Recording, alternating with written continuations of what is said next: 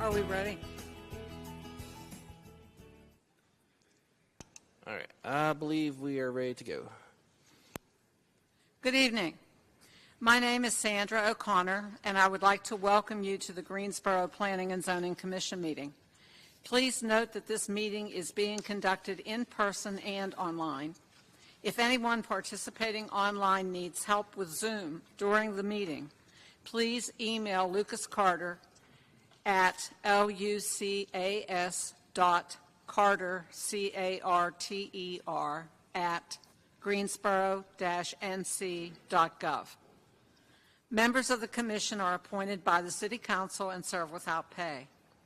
The Commission reviews all original zoning and rezoning requests for the City of Greensboro. Each Commissioner normally visits each site prior to this meeting. The procedure used at all public hearings is as follows. Planning staff presents background information and makes a recommendation. The applicant will present a short summary on how he or she communicated with the neighborhood and why the request is reasonable. Other persons in favor of the request speak. 10 minutes is the total time shared among all the applicants, including those in person and online. Any speakers opposed to the request also share 10 minutes of speaking time, and that applies to anyone in person and online. Those in favor of the request will share 5 minutes of rebuttal time. Those in opposition to the request will share 5 minutes of rebuttal time. Any commission member may ask questions once a presenter has completed their presentation. All commissioners are required to vote unless they have a conflict of interest. We will ask for staff assistance throughout the meeting because they're queuing the people on Zoom, so they may let us know when we have speakers on the floor. They will judge how many people we can insert that may be wishing to speak on Zoom. In an effort to run the meeting more efficiently, the Planning and Zoning Commission may reorganize the meeting agenda. Cases in which no opposition has been expressed to the Planning Department and in which Commission members do not feel necessitate in-depth discussion will be moved to the top of the agenda. Staff will provide a shortened presentation for those expedited cases, and applicants have up to 2 minutes to address the Commission if they desire to provide any additional information they want the Commission to know. Expedited cases will then follow the procedure previously outlined. All denied cases and all approved ordinances receiving 6 or more favorable votes will constitute final action unless an appeal is submitted in writing to the Planning Department and the appeal fee is paid within 10 days. All ordinances receiving a majority of favorable votes, but less than 6, will be subject to a public hearing by the City Council. When the case is called that you are interested in, people wishing to speak online will need to use their raise hand function and will be called upon to speak in order in which hands were raised. Again, staff will be assisting us with this process to recognize online speakers. Please find the raise hand function under the reaction button. People wishing to speak in person will need to come to the podium. When you are called upon to speak, please state your name and address for the record. Please also direct all comments and questions to the Zoning Commission. Participants in the Zoom meeting will be able to view the meeting and speak when they are called upon. This meeting is being recorded and televised on Greensboro Television Network. In addition, the telecast is being closed captioned for the hearing impaired. Our attorney would like to offer a few comments before we begin. Thank you, Chair O'Connor. I'd like to remind all in attendance that when considering rezoning applications, the Planning and Zoning Commission makes determinations based on the land uses that are allowed under the proposed zoning district put forth in the rezoning application. And where applicable, any proposed conditions included with the application. Land use concerns can be wide-reaching and, by way of example, would include, by way of example, impacts on public infrastructure, such as traffic concerns, can be relevant when new land uses would be allowed by a rezoning. However, concerns not related to the land use and the conditions of a rezoning application are not germane to the determinations made by this body. Such issues, by way of example, would include concerns about school impacts or generalized concerns about crime rates in an area. Those issues may be referred to the Planning Department or the Technical Review Committee. Thank you. Thank you. I would like all the commissioners to introduce themselves before we begin. I'll start with my far left. Erica Glass. Mary Skeens. Vernal Alford. Richard T. Bryson.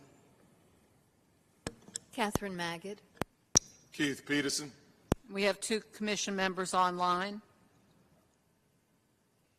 Zach Engel. Andrew Egbert. Thank you both.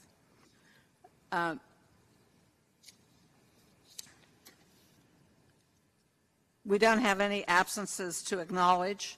We do need to approve the minutes from the January 18th regular meeting. Do I have a motion? Motion to approve. Seconded by Commissioner Bryson.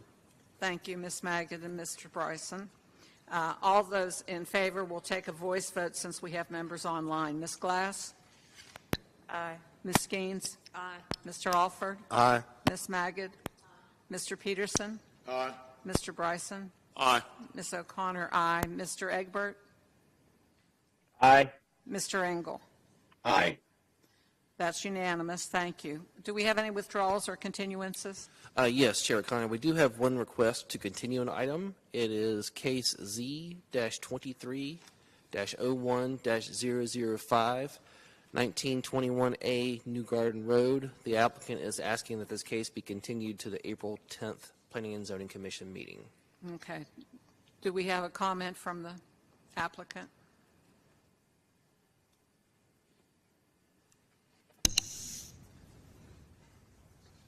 Thank you, Madam Chair and members of the Commission. I'm Mark Isaacson at 804 Green Valley Road, and we are requesting on behalf of the applicant here a continuance until your April 10 Commission meeting. There are a couple of fairly unique circumstances here. We've been working with our neighbors along the Brassfield Road corridor and working with our engineers. And the landscaping along Brassfield Road is the primary concern or issue that we've been dealing with. That landscaping is subject to 2 factors. We're developing a plan, and we've come a long way, but we need to vet that plan with 2 different agencies. One, the City of Greensboro, and secondly, Duke Energy. And so, as you might expect, that's taking some time, and we are working diligently and in good faith to see if we can get approval of that plan, among other things, and so would request a continuance until the April 10 meeting. We have communicated through staff and with as many of the stakeholders in the area as we could, and have not heard any opposition to our request for a continuance. So thank you for your consideration. Thank you. Do we have any other speakers who want to speak for or against the request to continue? If not, we'll close any public hearing on that matter, and I'll entertain a motion. Motion to continue, Commissioner Magid. Thank you. Seconded by Commissioner Bryson. Thank you. We'll take a vote. Ms. Glass? Aye. Ms. Skeens? Aye. Mr. Alford? Aye. Ms. Magid? Mr. Peterson? Aye. Mr. Bryson? Aye. Sandra O'Connor, aye. Mr. Egbert? Aye. Mr. Engel?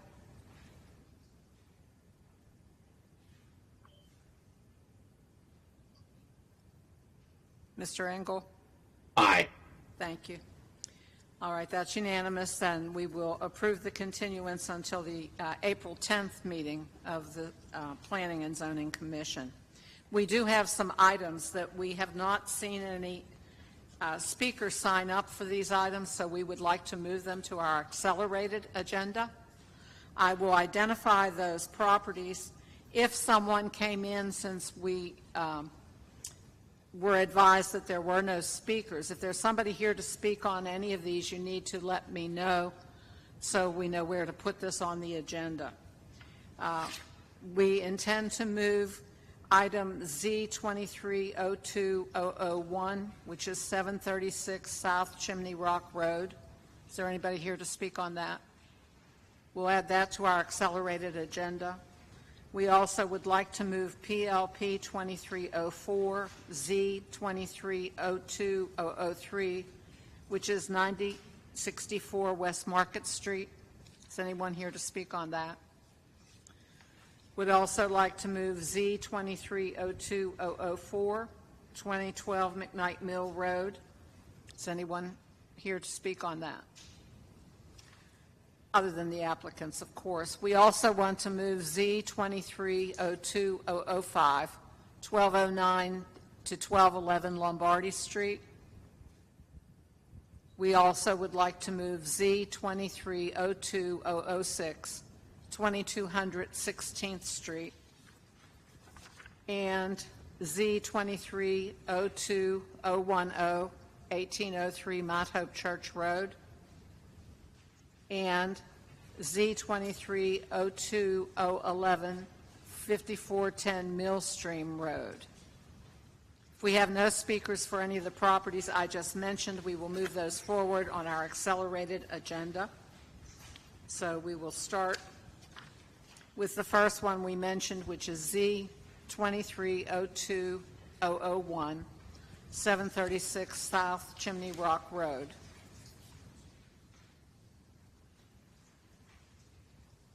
It's a rezoning request from R3 Residential Single Family 3 to HI Heavy Industrial for the property identified as 736 South Chimney Rock Road and a portion of the South Chimney Rock Road right-of-way, generally described as north of South Chimney Rock Road and north of Federal Drive, 2.291 acres. Mr. Kirkman? Yes, thank you, Chair O'Connor. Again, the request is to rezone this property from R3 Residential Single Family to HI Heavy Industrial. North and east of the subject property is currently zoned Heavy Industrial with a special use permit. South of the properties are zoned High Point Conditional Use Light Industrial. West of the subject property is City CDHI Conditional District Heavy Industrial. The subject property is currently contains a single-family dwelling. North and east of the request is an industrial and storage use. South of the request are various industrial uses, and west of the request is undeveloped land. Staff has concluded this request is consistent with the policies and plans of the comprehensive plan, and we're recommending in favor of these requests. Can answer any questions. Thank you. Are there any questions from Commissioner? Would the applicant like to make any further comment? Just real briefly, Brian Pierce, 800 Green Valley Road. On behalf of the applicant, I just wanted to put a record. We did reach out as well to the folks who are on the list. To the last time that Colonial Pipeline rezoned some property to this, we had someone attend who was outside of the notification area, and that's the Sylvan Pathway property. We reached out to them on this as well and have not heard anything. But thank you all. Thank you very much. All right, with no further comment, we will close the public hearing unless I hear an objection. Do we have a motion? I make a motion concerning item Z-23-02-001. Mr. Peterson, I'm sorry, I can't really hear you online. You'll need to speak right into your microphone. Thank you. Good, okay. Concerning item Z-23-02-001, the Greensboro Planning and Zoning Commission believes that its action to recommend approval of the rezoning request for the property at 736 South Chimney Rock Road from R3 Residential Single Family 3 to HI Heavy Industrial to be consistent with the adopted GSO 2040 comprehensive plan, and considers the action taken to be reasonable and in the public interest for the following reasons. The request is consistent with the comprehensive plan, future built form map, and future land use map.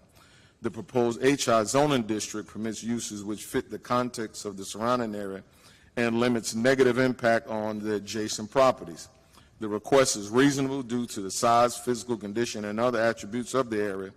It will benefit the property owner and surrounding community, and approval is in the public interest.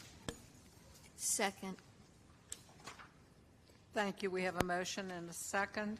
Are there any further questions or comments? Seeing none, we'll take a vote. Ms. Glass? Aye. Ms. Gaines? Aye. Mr. Alford? Aye. Ms. Magid? Mr. Peterson? Aye. Mr. Bryson? Aye. Ms. O'Connor, aye. Mr. Egbert? Aye. Mr. Engel? Aye. Thank you. That passes unanimously, and this approval constitutes final action unless an appeal is submitted in writing to the Planning Department and the appeal fee is paid within 10 days. Anyone may file such an appeal. All such appeals will be subject to a public hearing at the Tuesday, March 21st, 2023 City Council meeting. All adjoining property owners will be notified of any such appeal. Next item on our accelerated agenda is item PLP 2304 and Z2302003, and annexation original zoning from County AG Agricultural to City LI Light Industrial for the property identified as 9064 West Market Street, generally described as northeast of West Market Street and northwest of Sandy Ridge Road, 4.07 acres. Mr. Kirkman? Yes, thank you, Chair Connor. Again, the request is annexation and original zoning from County AG Agricultural to City LI Light Industrial. North and east of the subject property is currently zoned County AG. South of the property is zoned City LI Light Industrial, and west of the property is zoned City PI Public and Institutional. The subject property currently contains a single-family dwelling. North and south of this request is currently undeveloped. East contains industrial uses, and west is an educational use. Staff has concluded that this request is consistent with the policies of the comprehensive plan and is recommending in favor of these requests. Sorry, answer any questions. Thank you. Are there any questions? Ms. King? Yes, Ms. Keynes. One quick question. What's the access for this piece of property?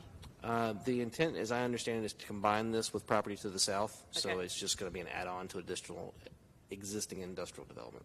Thank you. Any other questions? Would the applicant like to make any further comments? If not, we will close the public hearing. Do I have a motion? I make a motion. Thank you. Second motion for annexation. Okay, we have a motion and a second to annex the property at 9064 West Market Street. Ms. Glass? Aye. Ms. Gaines? Aye. Mr. Alford? Aye. Ms. Magid? Mr. Peterson? Aye.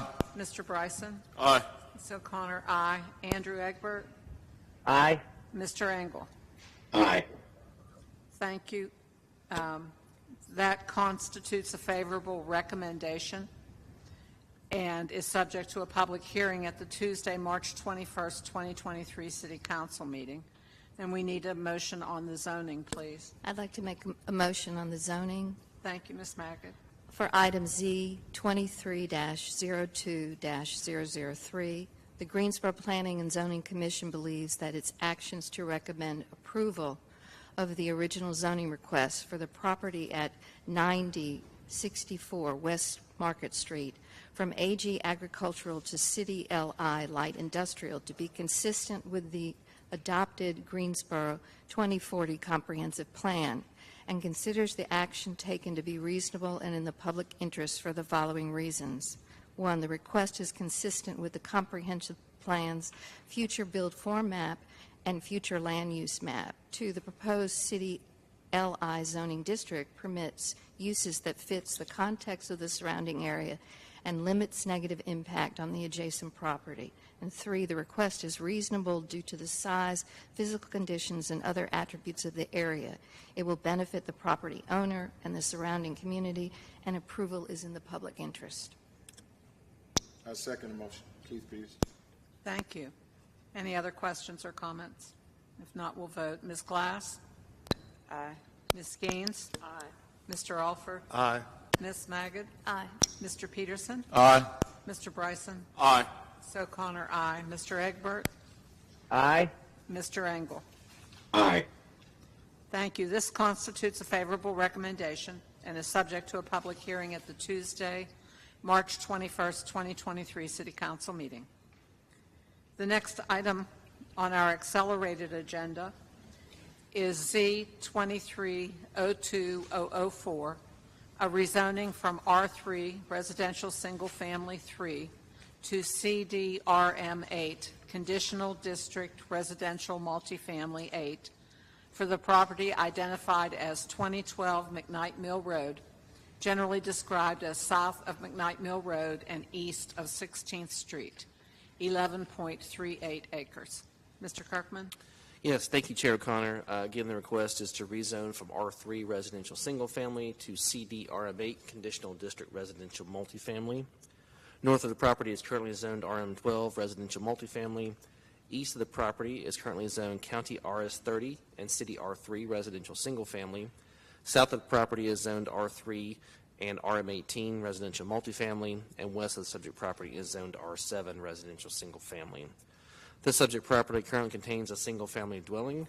North of the request are multifamily dwellings as well as another single-family dwelling. East of the request are single-family dwellings and undeveloped land. South of the request is undeveloped land and a religious assembly use, and west of the request are single-family dwellings. Staff has concluded this request is consistent with the policies of the comprehensive plan and is recommending approval of the request. Can I answer any questions? Thank you. Are there any questions? Would the applicant like to make any additional comments? Not at this time. Thank you very much. If not, then we will close the public hearing, and I will entertain a motion.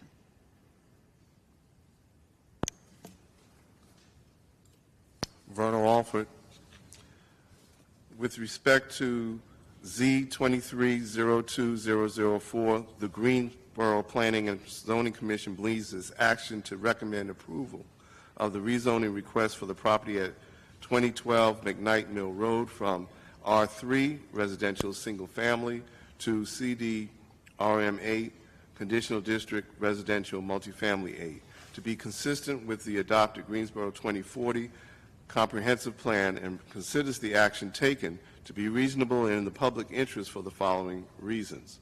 1, the request is consistent with the Comprehensive Plan's future built form map and future land use map. 2, the proposed CDRM8 zoning district as condition permits uses which fit the context of surrounding area and limits negative impacts on the adjacent properties. 3, the request is reasonable due to the size, physical conditions, and other attributes of the area. It will benefit the property owner and surrounding community, and approval is in the public interest. Thank you, Mr. Alford. Commissioner Bryson, second. Thank you. We have a motion and a second. Any additional comments, questions? Okay, we'll take a vote. Ms. Glass? Aye. Ms. Skeens? Aye. Mr. Alford? Aye. Ms. Magid? Aye. Mr. Peterson? Aye. Mr. Bryson? Aye. Sandra O'Connor, aye. Mr. Egbert? Aye. Mr. Engel? Aye. Thank you. This constitutes final action, and unless an appeal is submitted in writing to the Planning Department and the appeal fee paid within 10 days. Anyone may file such an appeal. All such appeals will be subject to a public hearing at the Tuesday, March 21st, 2023 City Council meeting. All adjoining property owners will be notified of any such appeal. Thank you.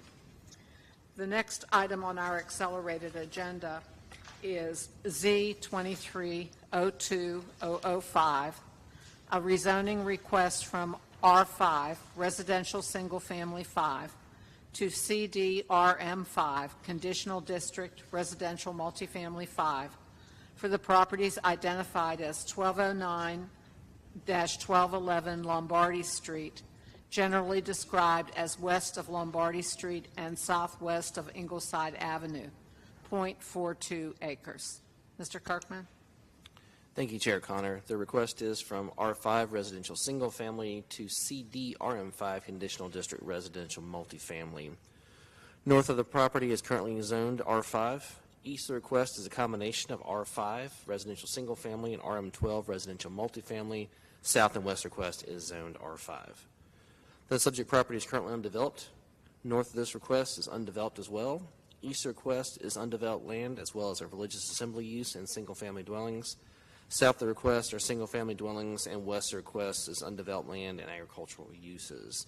Staff has determined this request is consistent with the policies of the comprehensive plan and is recommending in favor of this request. I can answer any questions.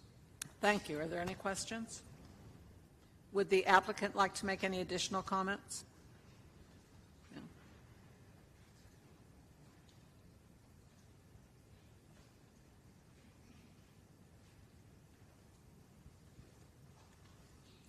If you'd give your name and address, please. Sure. Madam Chair and Commissioners, I'm Narayanan Bhaktisaran and based in Greensboro area. This request is regarding rezoning of 1209 and Excuse me, we do need an address. 30 North Street, Goat Street, Sheridan, Wyoming. Thank you. That's the business address. So this is regarding the rezoning for 1209 and 1211 Lombardi Street, where we are planning to build a twin home. It's like a duplex, which each side having around 1,100 to 1,200 square feet, 3-bedroom, 2.5 bath. I've also received a favorable recommendation for rezoning at the Jan 4th RCG meeting as well. All right, thank you. Are there any questions? Okay, if not, we will close the public hearing. And we'll take a motion, please.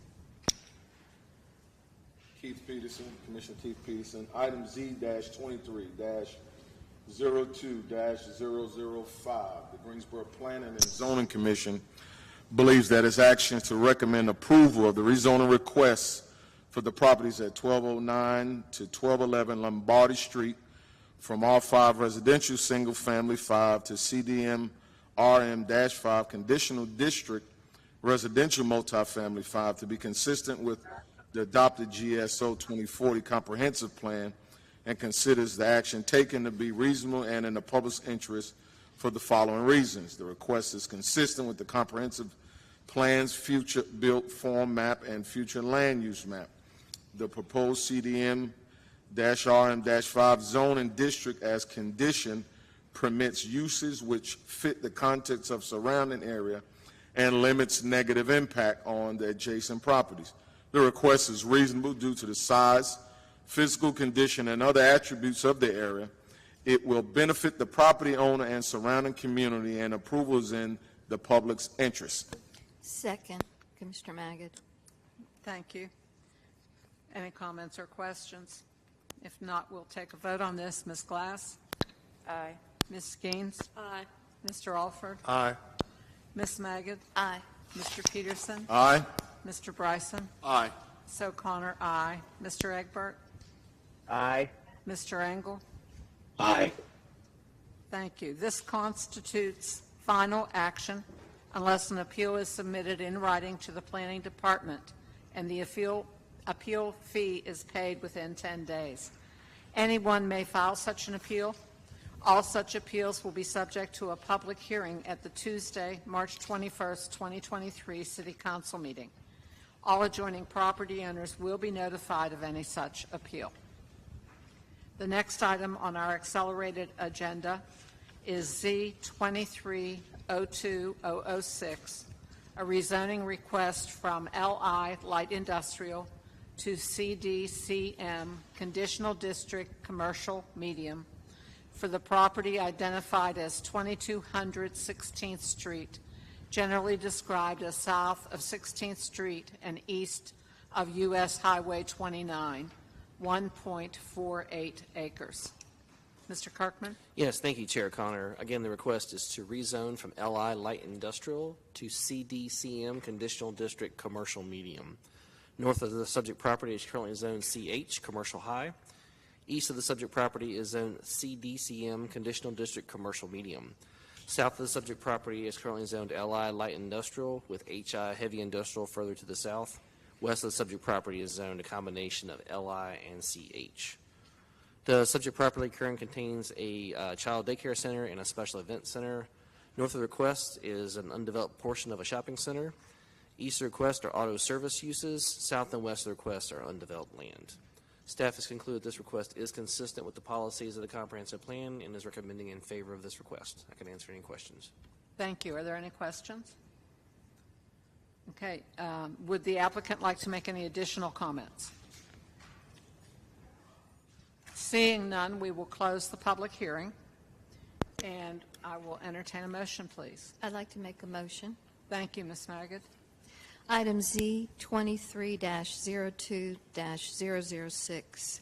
The Greensboro Planning and Zoning Commission believes that its actions to recommend approval of the rezoning request for the property at 2200 16th Street from LI Light Industrial to CDCM Conditional District Commercial Medium to be consistent with the adopted Greensboro 2040 Comprehensive Plan, and considers the action taken to be reasonable and in the public interest for the following reasons. The request is consistent with the Comprehensive Plan's future build form map and future land use map. The proposed CDCM zoning district, as conditioned, permits uses which fit the context of the surrounding area and limits negative impacts on the adjacent property. The request is reasonable due to the size, physical conditions, and other attributes of the area. It will benefit the property owner and the surrounding community, and approval is in the public interest. Vernon Wall for that second. Thank you.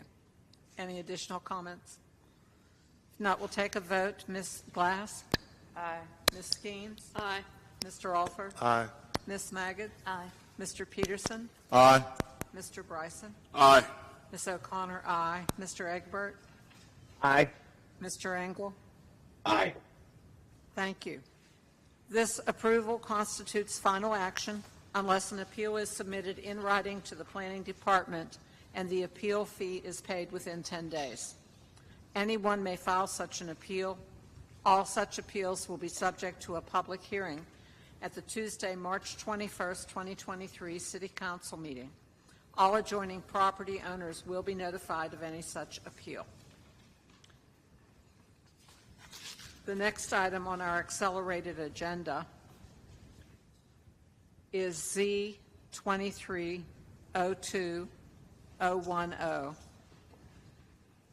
a rezoning request from BT Business Park to CDCM Conditional District Commercial Medium for the property identified as 1803 Mount Hope Church Road, generally described as south of I-40-85 and east of Mount Hope Church Road, 0.74 acres. Mr. Kirkman? Thank you, Chair Connor. Again, the request is to rezone from BP Business Park to CDCM Conditional District Commercial Medium. North of the request is currently zoned BP Business Park. East and south of the subject property is zoned CDCM Conditional District Commercial Medium, and west of the subject property is zoned CM Commercial Medium. The subject property is currently undeveloped. North of this request is Interstate 4085. East and south is undeveloped. West of the request are single-family dwellings. There's also, west of the request, eating and drinking establishment with drive-through facility, as well as some undeveloped land. Staff has determined that this request is consistent with the policies of the comprehensive plan and is recommending in favor of the request. I can answer any questions. Thank you. Any questions?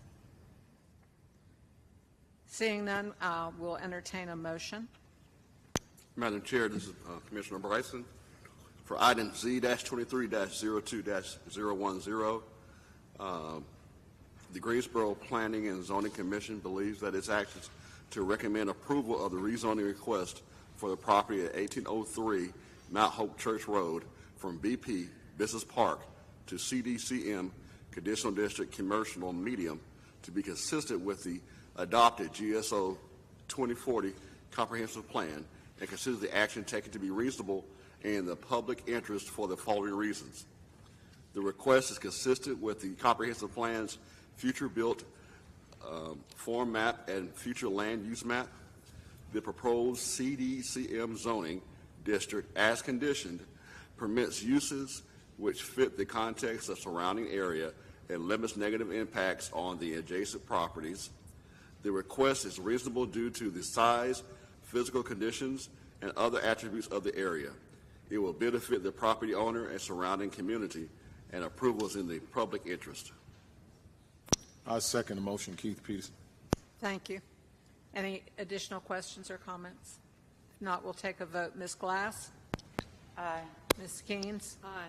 Mr. Alford? Aye. Ms. Magid? Aye. Mr. Peterson? Aye. Mr. Bryson? Aye. Ms. O'Connor? Aye. Mr. Egbert? Aye. Mr. Engel? Aye. Thank you. This constitutes final approval unless an appeal is submitted in writing to the Planning Department and the appeal fee is paid within 10 days. Anyone may file such an appeal. All such appeals will be subject to a public hearing at the Tuesday, March 21st, 2023 City Council meeting. All adjoining property owners will be notified of any such appeal. And we have the final item on our accelerated agenda is item Z2302011, a rezoning request from BP Business Park to CDCM Conditional District Commercial Medium for the property identified as 5410 Millstream Road, generally described as north of Mount Hope Church Road and southeast of Millstream Road, 12.05 acres. Mr. Kirkman? Thank you, Chair Connor. Again, the request is to rezone from Business Park BP to CDCM Conditional District Commercial Medium. North of the subject site is currently zoned BP Business Park and CDCM Conditional District Commercial Medium. East of the property is zoned BP. South of the subject property is zoned a combination of County AG Agricultural and City BP Business Park. West of the subject property is zoned CDCM Conditional District Commercial Medium and BP Business Park. The property at this point is undeveloped. North of the request is also undeveloped land as well as office uses. East of the request are also office uses. South of the request are single-family dwellings, undeveloped land, a religious assembly use, an eating and drinking establishment, and west of the request is a convenience store with fuel pumps. Staff has concluded that this request does support the policies of the comprehensive plan and is recommending in favor of the request. I can answer any questions. Thank you. Are there any comments or questions? Would the applicant like to make any additional comments? Thank you. Seeing no additional comments, the public hearing is closed, and we will entertain a motion, please. I make a motion pertaining to item Z-23-02-011. The Greensboro Planning and Zoning Commission believes that its actions to recommend approval of the rezoning request for the property at 5410 Millstream Road from BP Business Park to CD-C-M Conditional District Commercial Medium to be consistent with the adopted GSO 2040 comprehensive plan and considers the action taken to be reasonable and in the public interest for the following reasons. The request is consistent with the comprehensive plan's future built form map and future land use map. The proposed CD-C-M zoning district as condition permits uses which fit the context of the surrounding area and limits negative impacts on the adjacent properties. The request is reasonable due to the size, physical condition, and other attributes of the area. It will benefit the property owner and surrounding community, and approval is in the public's interest. Thank you, Mr. Peterson. Vernon Alford, I second. Thank you. Any additional comments? If not, we will take a vote. Ms. Glass? Aye. Ms. Keynes? Aye. Mr. Alford? Aye. Ms. Magid? Aye. Mr. Peterson? Aye. Mr. Bryson? Aye. Ms. O'Connor? Aye. Mr. Egbert? Aye. Mr. Engel? Aye. Thank you. This approval constitutes final action unless an appeal is submitted in writing to the Planning Department and the appeal fee is paid within 10 days. Anyone may file such an appeal. All such appeals will be subject to a public hearing at the Tuesday, March 21st, 2023 City Council meeting. All adjoining property owners will be notified of any such appeal. That completes our accelerated agenda. We will now revert to our original agenda in the order it was published. So our first item is for an annexation and two zoning requests, item PLP 23-02 and Z2301009 and Z2301010. as well as item PLP 2302, Z2301, and 010. An annexation and original zoning request from Connie Residential RS30, residential single family, to City CDRM 12, conditional district residential multifamily 12, for the property identified as 511 Callumdale Road and a portion of Callumdale Road, generally described as south of Callumdale Road and north of I-85, 4.837 acres, and an annexation and original zoning request from Connie RS30, Connie Residential Single Family, to City RM12, Residential Multifamily 12, for the property identified as a portion of Callumdale Road and east of Randleman Road, 0.803 acres. Mr. Kirkman? Yes, thank you, Chair Connor. So the request before the Commission this evening is an annexation and two original zonings from County RS30 Residential Single Family to City CDRM12 for the private property and City RM12 for the right-of-way of Callumdale Road. North and east of these requests are currently zoned City RM12 Residential Multifamily. South of the request is zoned County RS30 Residential Single Family and County AG Agricultural. West requests are zoned County RS30 Residential Single Family.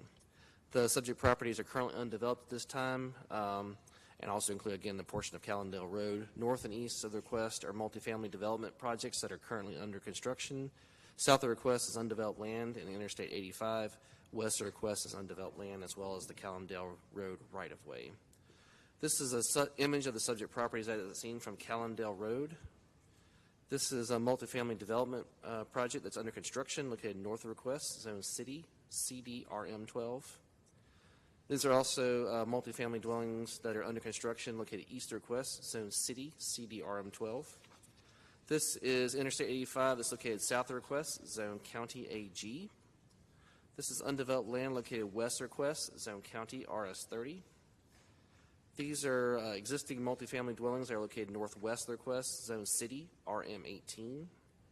This is a view facing east on Callumdale Road. The subject property here will be located on your right and also include a portion of Callumdale Road directly ahead. This is a view facing west on Callumdale Road. Here the subject property is on your left and the portion of Callumdale Road is directly ahead. There were some conditions that were added to this or advertised as part of this request. The applicant wishes to add additional conditions to the request, so I'll read those into the record for the Commission to accept. New condition number 2 notes that at least 80% of the dwelling units shall be used for multifamily for the elderly, age 55 years of age and up. New condition number 3, where permitted, a wrought iron or black aluminum iron fence, that should say wrought iron or black aluminum fence, with gate having a minimum height of 4 feet shall be located along the perimeter of the property. Thank you. Do we have a motion for the additional conditions? I'll make a motion for the additional conditions. Commissioner Maggot. I second the motion, Commissioner Keith Peterson. Thank you. Are there any questions or comments on the conditions, additional? Okay, and we'll take a vote. Ms. Glass? Aye. Ms. Skeens? Aye. Mr. Alford? Aye. Ms. Maggot? Aye. Mr. Peterson? Aye. Mr. Bryson? Aye. Ms. O'Connor? Aye. Mr. Egbert? Aye. Mr. Engel? Aye. Okay, the additional conditions are accepted. Thank you. Okay. The subject properties are currently designated as urban general on the future built form map and residential on the future land use map of the comprehensive plan. Staff has concluded the request support the building community connections goal to maintain stable, attractive, and healthy places to live and raise families, and the creating great places strategy to meet housing needs and desires with a sufficient and diverse supply of housing products, prices, and locations. The proposed CDRM 12 district allows multifamily and other residential uses at a density similar to uses already in existence in the surrounding area, and staff is recommending approval of these requests. I can answer any questions. Thank you. Are there any questions? All right, we have up to 10 minutes for the applicant and any of those in favor of the application. If you'd like to come forward and identify yourself with your name and address. Hi. Can you hear me?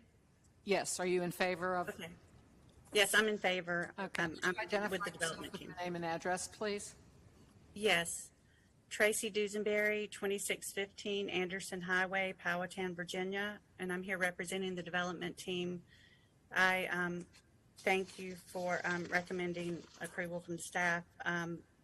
This was on the agenda for the last planning board meeting, and we asked for a continuance so that we could meet with the community, and we received input from the community within 750 feet and other local organizations in this district.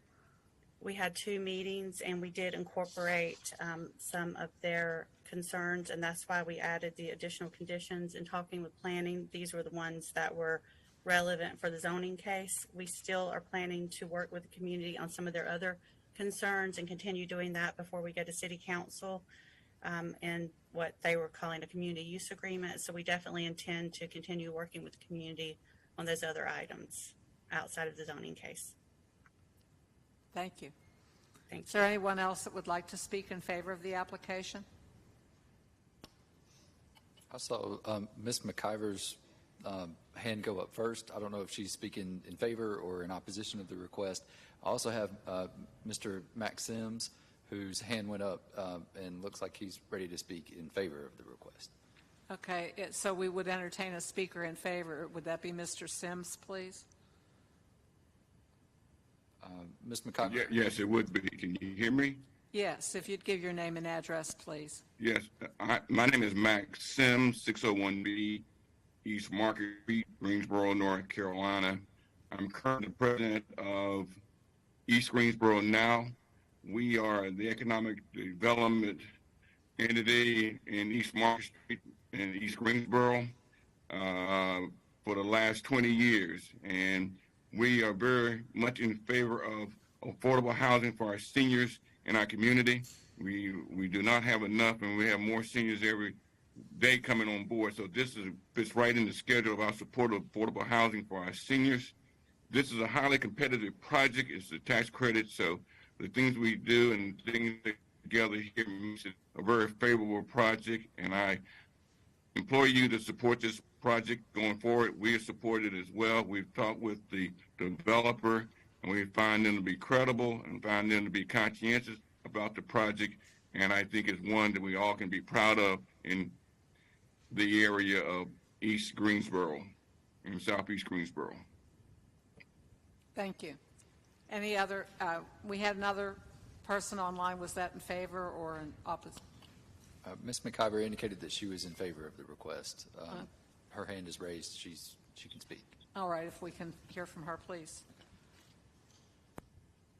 We have about 8 minutes and 12 seconds remaining.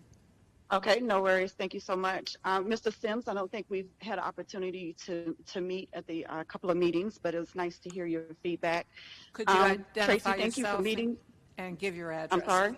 Could you identify yourself and give your address? Oh, yes, I'm sorry. Cheryl McIver, 404 Westmont Castle Drive, Greensboro, North Carolina. And that's 27406. Could you speak a little louder? I'm sorry. Having difficulty hearing you. No worries. I'm at your police chief meeting too, so I kind of had to step outside. Can you hear me okay now? Yes.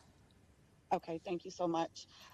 Tracy, I would like to thank you again for meeting with us and having this continuance and allowing us to add certain conditions to this particular proposal. I understand that as far as the security gate, there will have to be a technical review committee approval. I'd just like to have on record that there are other affordable housing that is going to be directly adjacent, across, and there's some already diagonal across from this property that will be for seniors. So there are certain amenities that these seniors will have that the other complexes will not. And so in order to prevent encroachment from other neighbors onto this property, I feel like this security fence is imperative for the protection and for the well-being of those seniors that will enjoy this property. That's my comment. Any questions for me? Are there any questions? No. Thank you very much, Ms. McKeever. Is there any additional people who would like to speak in favor of the application?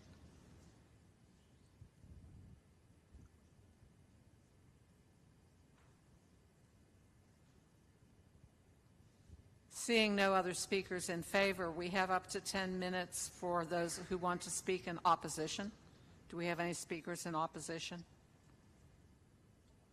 No one online? We have no speakers in opposition. So unless there's an objection, we will close the public hearing.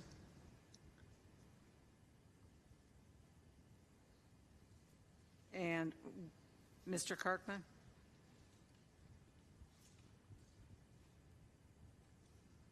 So we'll need to do the annexation motion first, and then we'll take each of the original zoning separately. Okay, thank you. We'll look for one motion on the annexation and two separate motions on the zoning. Do I have a motion on the annexation? Madam Chair, I, Richard T. Bryson, move that we approve the annexation of item PLP 23-02.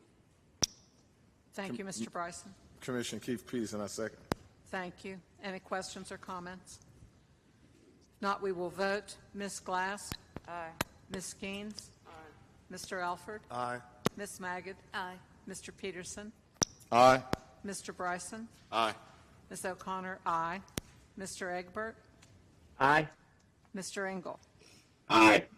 Okay, this constitutes a favorable recommendation and is subject to a public hearing at the Tuesday, March 21st, 2023 City Council meeting.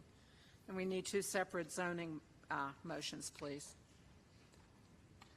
Madam Chair, this is Richard T. Bryson, for item Z-23-01-009. The Greensboro Planning and Zoning Commission believes that its action to recommend approval of the original zoning request for the property at 511 Calendale Road from RS30 residential single family to City CDRM 12 with conditional district residential multifamily 12 to be consistent with the adopted GSO 2040 comprehensive plan and considers the action taken to be reasonable in the public interest for the following reasons. The request is consistent with the comprehensive plan's future built form map and future land use map. The proposed city CDRM 12 zoning district as conditioned permits uses which fit the context of surrounding area and limits negative impacts on the adjacent properties. The request is reasonable due to the size, physical conditions, and other attributes of the area. It will benefit the property owner and surrounding community, and approval is in the public interest. Thank you, Mr. Bryson. Keith Peterson, Commissioner, I second. Thank you, Mr. Peterson. Any comments? If not, we'll take a vote. Ms. Glass? Aye. Ms. Skeens? Aye. Mr. Alford? Aye. Ms. Magid? Aye. Mr. Peterson? Aye. Mr. Bryson? Aye. Ms. O'Connor? Aye. Mr. Egbert? Aye. Mr. Engel? Aye. This constitutes a favorable recommendation and is subject to a public hearing at the Tuesday, March 21st, 2023 City Council meeting. And then a final motion, please.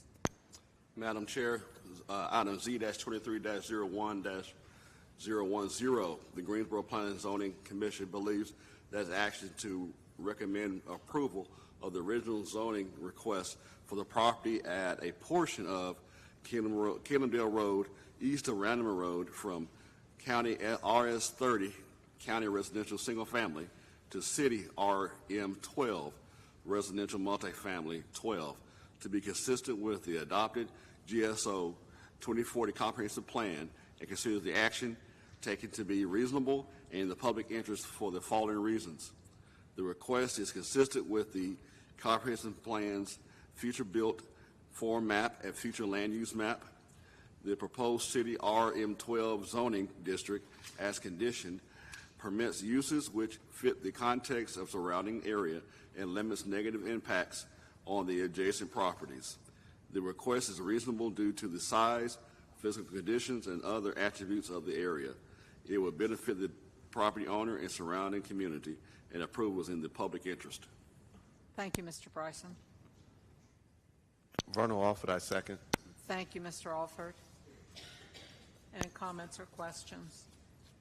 And then we'll vote. Ms. Glass? Aye. Ms. Skeens? Aye. Mr. Alford? Aye. Ms. Magid? Aye. Mr. Peterson? Aye. Mr. Bryson? Aye.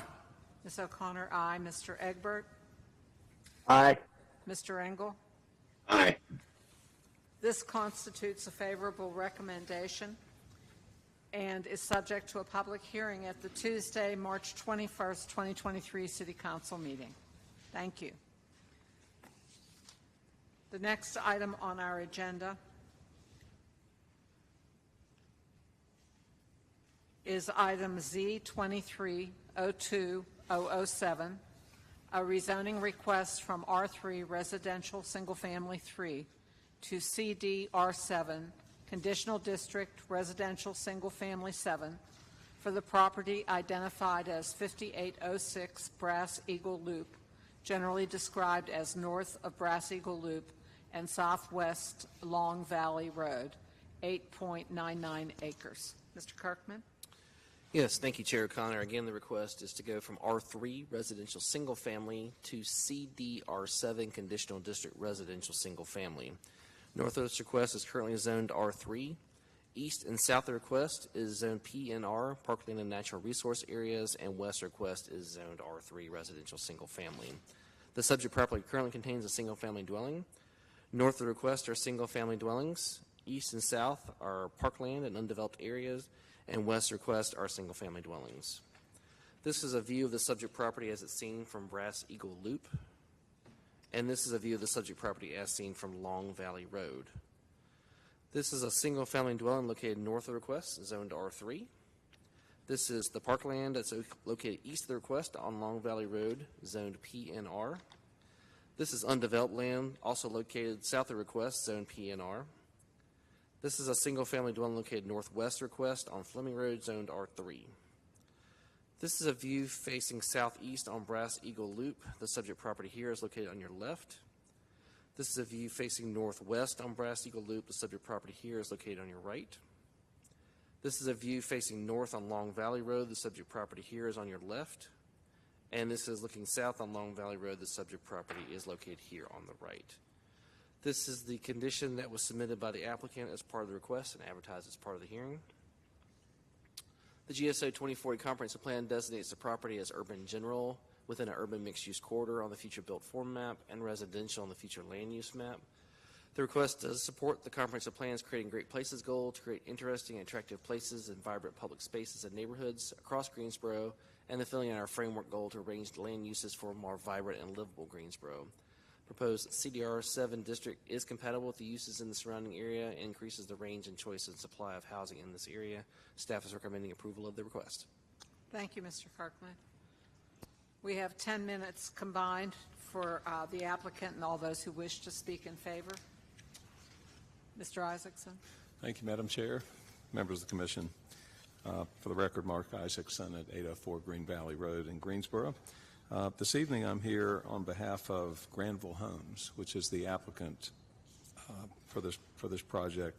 And with me this evening are two principals, Bill Yearns and Will Yearns, if you'll just raise your hands and be identified. Thanks.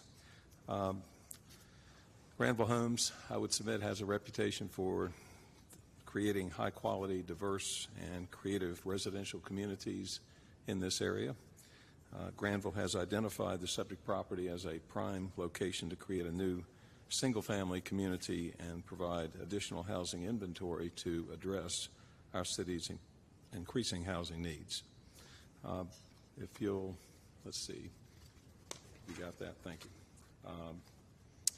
Okay, looking at the monitors, this slide is to illustrate the zoning in the immediate area. The triangular shaped property in blue is the subject property, and you'll see here, as Mike indicated, that the property to the east and south is zoned PNR, so that is owned by the city and will not be developed. But also, the properties to the west are a mix of densities. There's CDRM5 and there's R5 as well. And I would submit that over the years those have peacefully coexisted together in that area, and so a mix of uses and densities is part of the city's comprehensive plan and has worked well in this area. Granville is proposing to, I would submit, modestly or moderately increase the density from R3 to R7 in this area.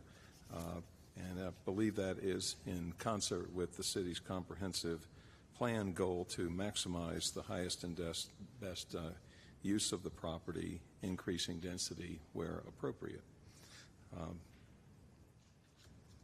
Let's see, why don't we move on? Yes, thank you. This slide is to show or illustrate the heavily wooded property and the nearby properties in the area, and particularly to the west and to the north. I think this shows that there is very sufficient existing vegetation to ensure that the development of this property will have minimal impact visually on neighboring property owners. And then next, thank you. This is for illustrative purposes. It's a sketch plan that our engineer prepared to show the lot layouts, and you'll note that the property to the north will be further buffered where it says pond. That's just a sketch, but what's intended here, what's very likely to happen is there will be an underground biocell stormwater retention device because of the proximity of this property to the airport. And so the airport has a say in that. They don't want birds gathering on properties near the airport, and so this, our engineer tells us, there's 99% likelihood that this will be a biocell underground, but this property is easily over 100 feet from the property to the north and to the west there. Although hang on one second, although CD R7 is requested, really the net result based on this sketch plan is that it will be come in at just over 5 units per acre. So it's a very moderate increase requested. It's really requested per our engineer to allow some flexibility in the lot layout with the access that you see there in the cul-de-sac because the R7 dimensional requirements or standards are different from the R5. And so this allows, with this, let's say, uniquely configured property, a more efficient layout of the homes and a more logical sense of community here at this development. Next, and I think last, is our letter to folks in the area. We did have a neighborhood meeting. One person attended and participated in that meeting, and we believe we have addressed the concerns expressed by that property owner in the area. However, I was informed by the staff today that there were a couple of other email messages that were received. We were on the phone today discussing those concerns with those nearby property owners. I hope we have addressed their questions and concerns, but there may be one or two people here to speak with you about their questions or concerns. So, in summary, I would submit that the comprehensive plan encourages interesting and attractive higher density development where appropriate, and we believe this proposal delivers just that. The city's future land use map designates the subject property as residential, and Granville's proposal is in keeping with the city's long-term view and vision for this property. Although multifamily zoning is located in proximity to the subject property, there's significantly more single-family detached development in this area. And so Granville has submitted this application to moderately increase density, preserving the single-family feel along Fleming Road and Long Valley Road. We would submit that this rezoning is necessary in order to achieve the highest and best and most appropriate use of this property in this residential area. But the end result we submit will align with the development patterns in this area of Greensboro while allowing Granville to create a more quality housing inventory to meet our city's growing needs.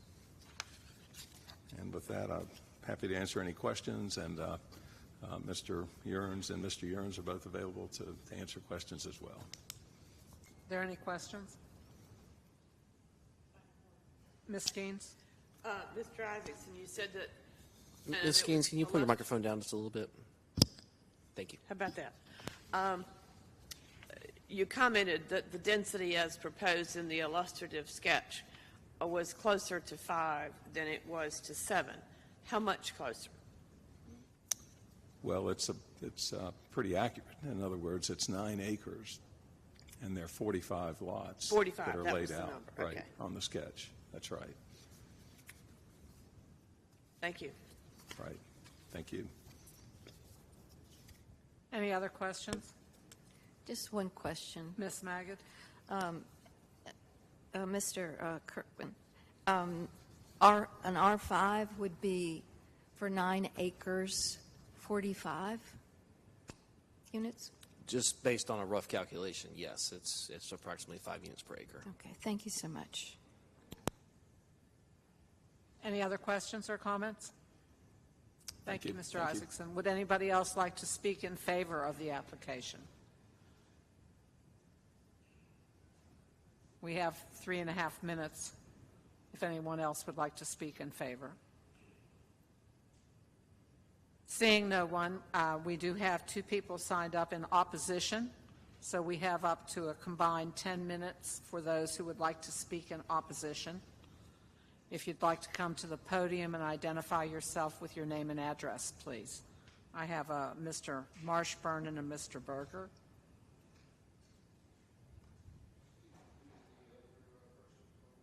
Could you please go to the microphone? I can't hear you.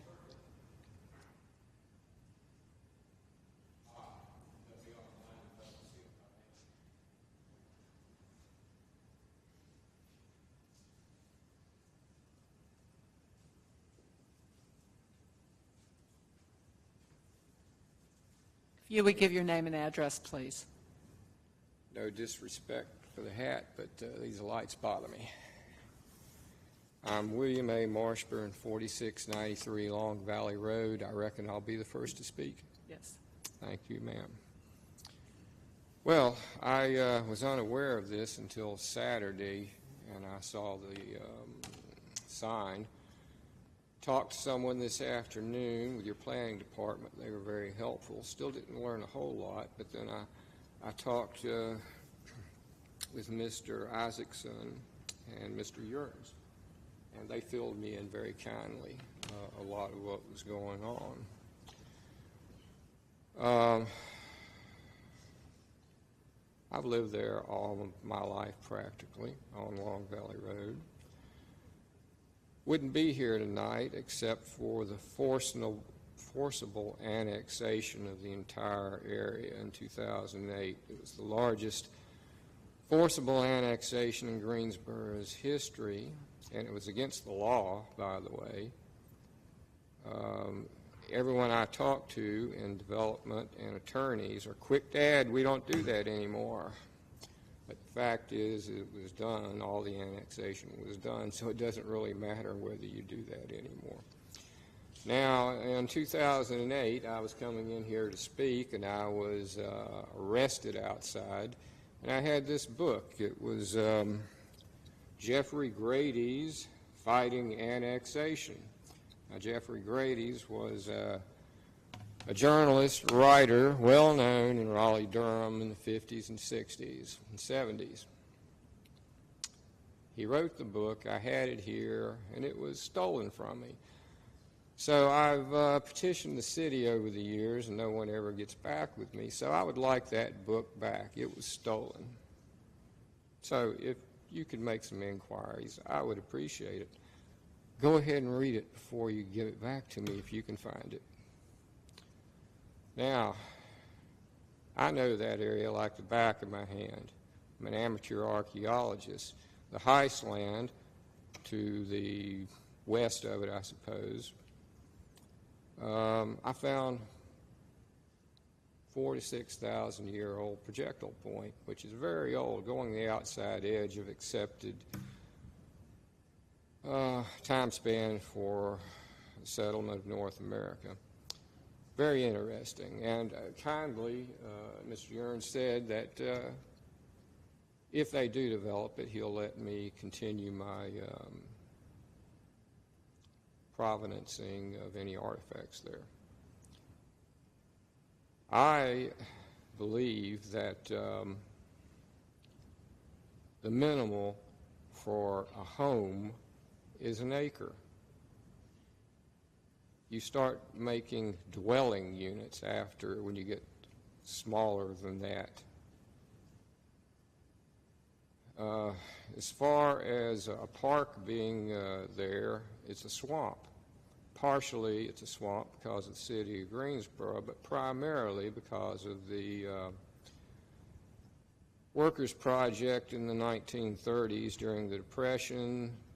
They did road building. They came and dredged about 6 feet, 8 feet deep in the entire area, creating a very bad lowland, which when the city came through there and ran in its sewer, well, its storm drain and sewer, it turned into a big swamp, and it's not being upkept, as far as I know, as a walking area, which is fine with me. Fewer people down there, that's good for me. Let all those, because you have to have these little bridges that go across the swamp. They've all deteriorated, unless they've gone back there and built them.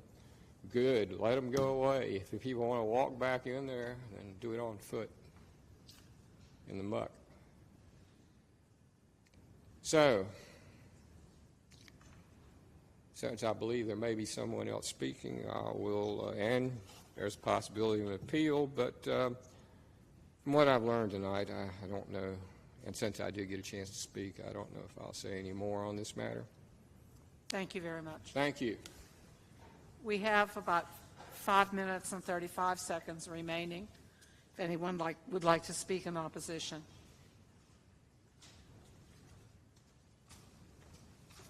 Please state your name and address. Hello, my name is Hannah Heber. I live at 8 Willow Ridge Court, which is located in the neighborhood of Highland Grove, which is right next to this area that they're trying to rezone. I'm here on behalf of my family and friends who live in this neighborhood and have lived here since 2012. When I heard that this was happening, I knew that I had to do something about it because we've wanted to start a beautification project for that swampy area for a while, but we never thought that it would be like housing units. We thought it would just be like a beautification of the bridge, which has been falling apart. But I know me and my community members constantly go over there and explore that trail and the stream. My dad fishes there all the time. And once I heard that this was being rezoned, I knew I needed to say something about it. I am heavily in opposition of this, as I think that our schools, as I was a school community, like I was a member of that school and the schooling zones for that area, I think that they are already full, as is. My mother is a teacher. And many of the teachers that I've heard from at that school and the schools around have previously expressed that schools are already very full as it is, and to open up more housing units would cause that to just grow even more. But that's really all I have to say. Thank you. We still have about 4 minutes remaining if anyone else would like to speak in opposition.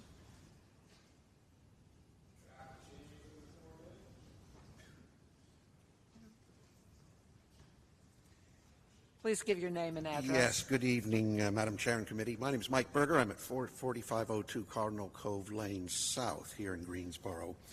And my comments are basically going to be focused on the proposed use given existing uses in the surrounding area. So while the R7 application, with its various conditions, maintains the residential use status of this land parcel, it does allow a significant change in density, as I think was relayed earlier on. It's basically going from the current maximum of, let's say, 3 dwellings per acre, which is 24 units. I'm using 8.99, not the full 9 acres to get that number, to a proposed 7 dwellings, even though it's forecasted to be 45, but that's about a 130% increase.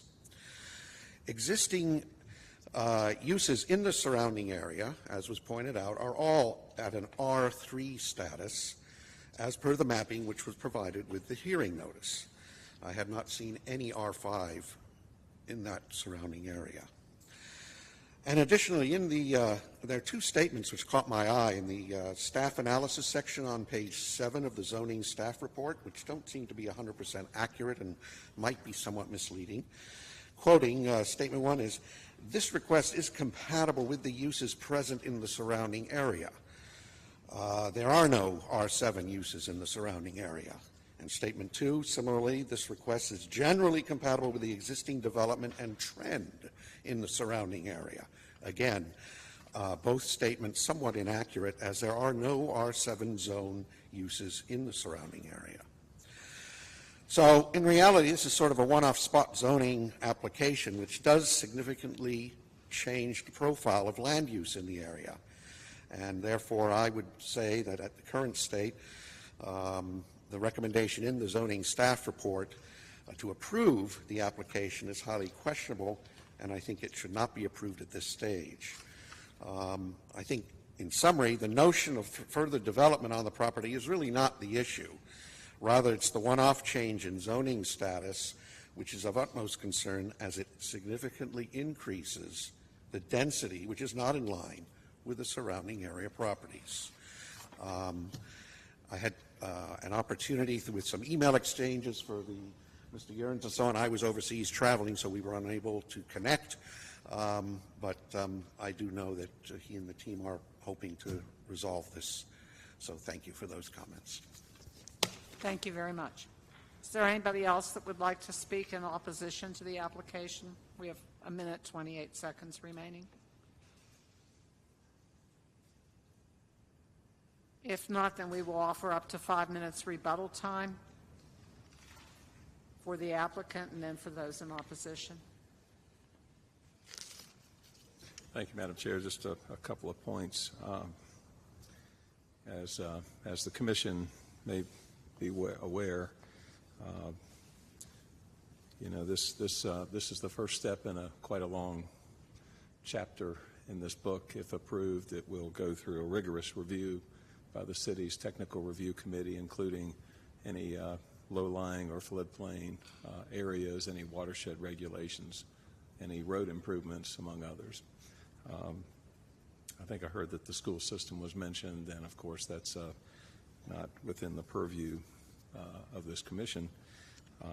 And then secondly, Mike, if we can bring back up the first slide that I had, the zoning map.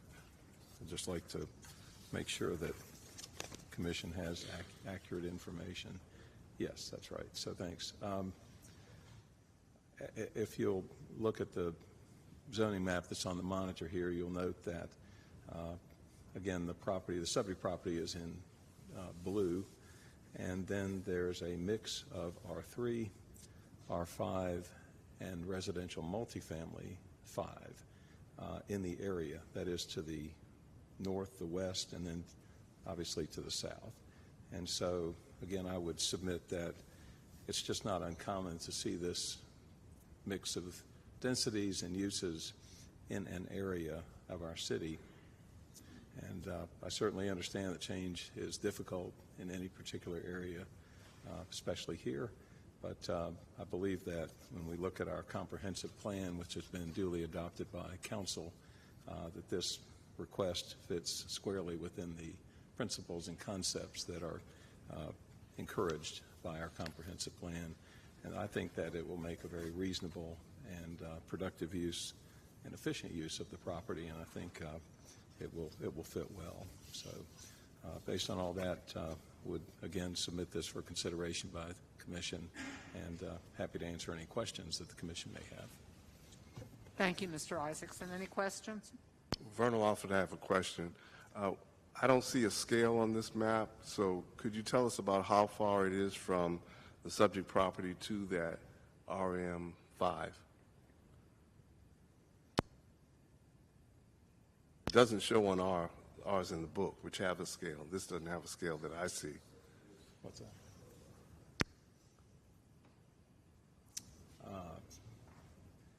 That is a little difficult to tell. I would say it's right down the road. I think it's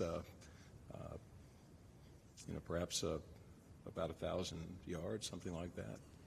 Just a guess. Thank you. It would appear to me that it's within view of the subject property. Thank you, Mr. Alford. Any other questions? Okay, thank you. All right, we have 2 minutes and 52 seconds remaining of rebuttal time for anybody in favor of the application.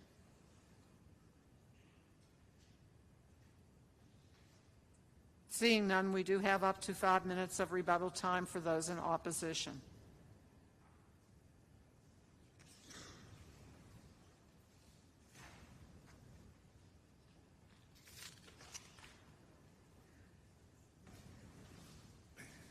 Yeah, Mike Berger again from 4502 Cardinal Cove Lane.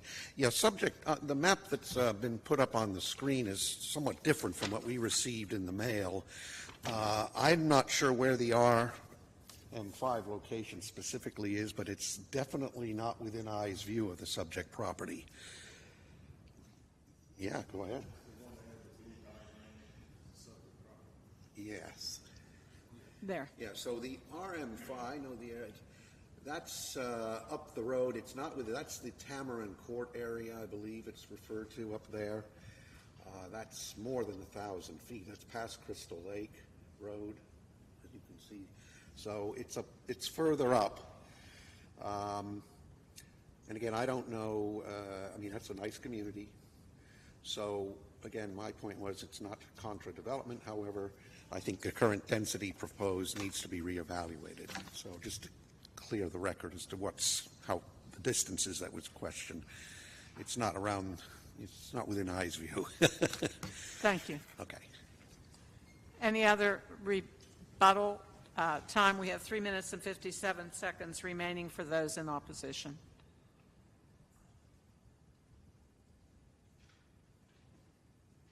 Okay, seeing none, we will close the public hearing.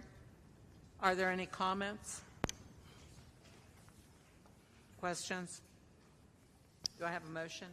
I'll make a few comments here. And just to reiterate, and we keep sending out information about what we can deal with and what we can't. And schools is not in our purview. It's not part of land use. So that becomes not an issue. What I'm hearing is density being the factor. So we're at 8.99 acres. And if I counted correctly, if this was 9 acres, this would be an R5 request, but it's just under 9 acres, which is why they had to go to the R7. Everything around it, although they might only have one house on an acre, they are zoned R3. They could divide their lots up and put 3 units to the acre. This proposal is, for all intents and purposes, 5 units to the acre. I went online and I read the proposed Fleming Road area plan. And all through that area plan, the citizens that served on that group wanted to see greater density because they think there's not enough cars. I mean, that there are too many cars.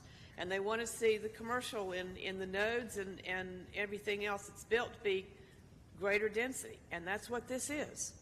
This fits the bill of the proposed Fleming Road area plan. I think it's a good proposal. I think it's a good compromise from what's there at R3 to what they're going to build. And in conjunction with the proposed area plan, I think it's a good project, and I'm going to be supporting it. Thank you, Ms. Keynes. Any other comments or questions? I'd like to make a comment, too. After reading the Fleming Road area plan, it says accommodate and encourage a mix of residential types, unit sizes, configuration, lot sizes, and residency models to support housing that meets the needs of the local workforce, seniors, or people in the area. So I'm going to be voting in favor of this because it is similar to an R5, and R5 already exists in neighborhoods close to this. Thank you. Any other comments? Ready for a motion? Madam Chair, Z-23-02-007. The Greensboro Planning and Zoning Commission believes that its action to recommend approval of the zoning request for the property at 5806 Brass Eagle Loop from R3 Residential Single Family 3 to CDR 7 Conditional District Residential Single Family 7 to be consistent with the adopted GSO 2040 Comprehensive Plan, and considers the action taken to be reasonable in the public interest for the following reasons. The request is consistent with the comprehensive plan's future built form map and future land use map. The proposed CDR7 zoning district as condition permits uses which fit the context of surrounding area and limits negative impacts on the adjacent properties. The request is reasonable due to the size, physical conditions, and other attributes of the area. It will benefit the property owner and surrounding community, and approval is in the public interest. Thank you, Mr. Bryson. Second, Commissioner Magid. Thank you, Ms. Magid. Any other comments? Not, we'll take a vote. Ms. Glass? Aye. Ms. Skeens? Aye. Mr. Alford? Aye. Ms. Magid? Aye. Mr. Peterson? Aye. Mr. Bryson? Aye. Ms. O'Connor? Aye. Mr. Egbert? Aye. Mr. Engel? Aye. This constitutes final action unless appeal is submitted in writing to the Planning Department and the appeal fee is paid within 10 days. Anyone may file such an appeal. All such appeals will be subject to a public hearing at the Tuesday, March 21st, 2023 City Council meeting. All adjoining property owners will be notified of any such appeal. At this point, usually if we fall between the 7 and 7:30 hour, we stop for a break, which we do for those who are doing the interpreting work. So we will pause here for a break and come back in 10 or 15 minutes. Thank you.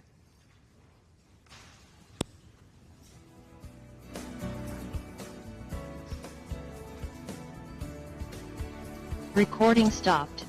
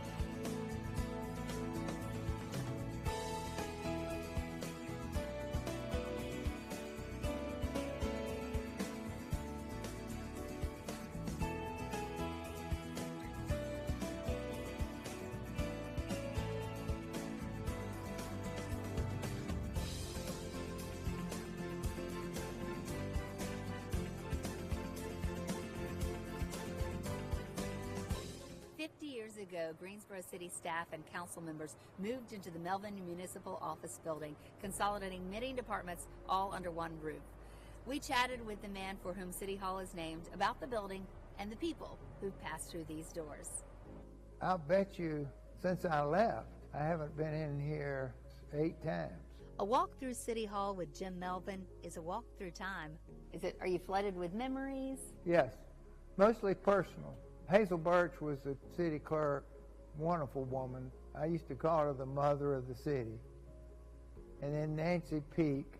Nancy was such a wonderful person. She was the city clerk the rest of my term, which meant almost 10 years. Mostly he remembers the people, men and women who worked by his side to shape Greensboro as we know it today.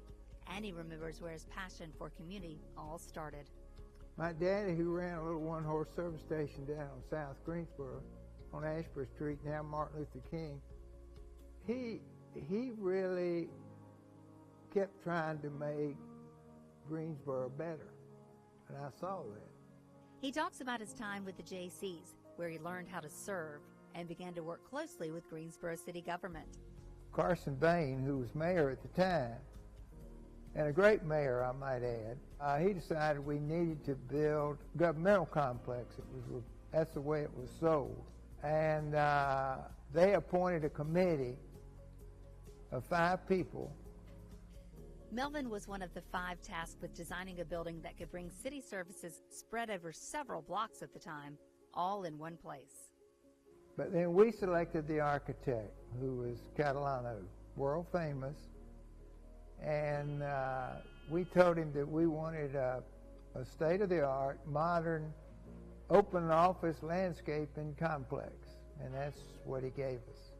What was kind of the idea behind that? It improved communications, because if all of your associates are working in a complex where they can stand up and look over and ask you a question, that improves communications, and that's what we were all about. You brought the outdoors in this building, and that's pretty unique. We wanted that, a botanical garden, and that's what he gave us, and it has sustained, and it gives it an open freshness appeal rather than just a sterile office building where you got nothing but offices. Staff moved into the building in the fall of 1972. By that time, Melvin was mayor. You have to admit that this, when you come in here, you get the feeling that this is an organization that's trying to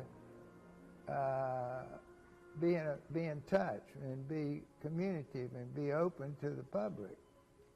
And that's what this building was all about. As mayor, Melvin frequently appeared on TV and in newspaper articles sharing news about the city and kept his word to be open to the public. Every month we'd have a different community meeting, and we'd take one city council person and I would go and meet in this area, and we would cause all the city department heads to go with us. And we made no speeches or anything. What's on your mind? You tell us and we'll try to see if we can get it fixed. After 10 years as mayor, Melvin retired. How did your name get on this building? Well, I had nothing to do with it. I was retiring in 81, November of 81. John Forbes was mayor. We had a retirement dinner, and they said, we're going to name the city hall after you. And I'll be truthful, I felt uncomfortable about this, because to me, this is the Greensboro City Hall, and it's not the Greensboro or whatever it is, Melvin, but I appreciate it. He walked away from City Hall, but not the city. Mr. Bryant, one day he said to me, he said, you know, I'm going to keep my eye on you because I don't want you to take the name off of Bryan Park and put it to somebody else. Melvin and Joseph Bryan had a friendship built on a shared passion for making Greensboro great. What we didn't see coming, I don't think as a community, was the loss of all of our major corporate entities, textile, tobacco. Burlington Industries was the largest textile company in the world. They had 3,000 people that worked out there in the World Headquarters Center, and it's now a shopping center. Well, you don't lose people like that, or firms like that not have a big impact. With Bryan's help, he set out to make a positive economic impact on the area. Bryan Boulevard was one of our priorities for years, and we finally got it built, and Mr. Bryan got to see the next to the last interchange. But look at what an asset that is to us now. Melvin remained laser focused on creating jobs for Greensboro. I always felt if you get somebody a good job, you've given them a chance to do it. He believes Toyota is going to do just that. 10 years from now, they won't know who any of us are, but there'll be 10,000, 15,000 people working on this site with good quality jobs for one of the best corporations in the world. Now think about what a good feeling that is. Melvin is excited to see the changes that project will bring to the area, and he has even more ideas. Obviously, the Lord's going to retire me someday, but right now I got to finish the Toyota project. My new dream is that 1997, there was a builder going bankrupt across Lake Townsend, and there was a possibility of buying 525 acres out there. So the foundation bought it. And we paid $1.5 million for that. I would love to see the city soccer go back out there and put about 20 more fields on that site. We could become the amateur lacrosse soccer capital of the country. Melvin doesn't find himself in the building that bears his name often, but it makes him proud when he does.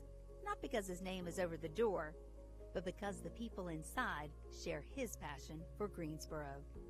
Well, someday they'll probably scrape the name off this thing and put somebody else on it. But anyhow, I'm very proud of it. What would you like your legacy to be? That I cared about the city. And that's important.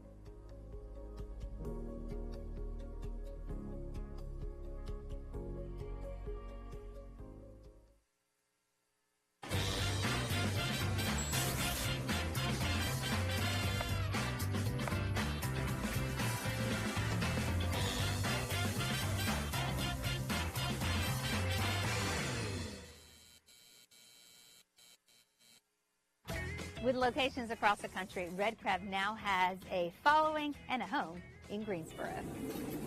He is making the Red Crab Special number 2, which is the cluster snow crab, shrimp and sausage. It also comes with corn and potato. So we just sit here and wait till it cooks to perfection, and then we'll pour it into the bowl bag. Greensboro is steamier these days. The bowl bag, so it's seafood in a bag. Literally, we cook our food and then we pour it into the bowl bag. Then we cook up our sauce and we pour that sauce on top and we tie it up. We serve it on a platter to our customers. Those bags are part of the secret to Red Crab's success.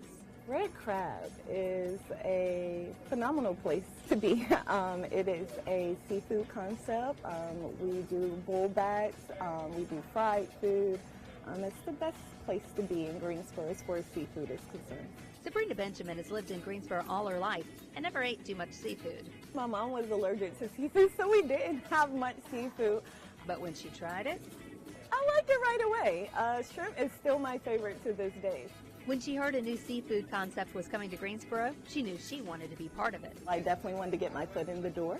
I actually applied as a hostess, and in 2 months I became a manager here. She'd been in the restaurant business for years and was ready for a challenge. I wanted to learn something new. I like a challenge, and it's definitely been a challenge.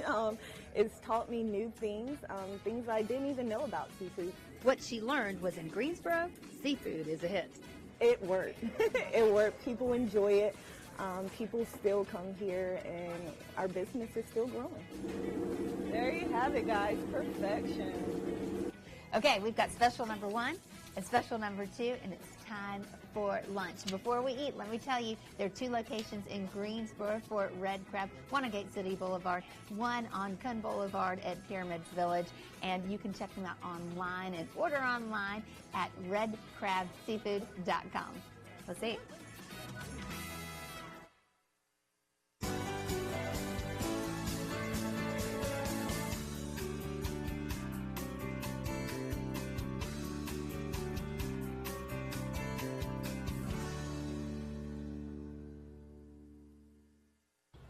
Welcome to this latest installment of Greensboro Business Profiles. I'm your host, Carla Banks.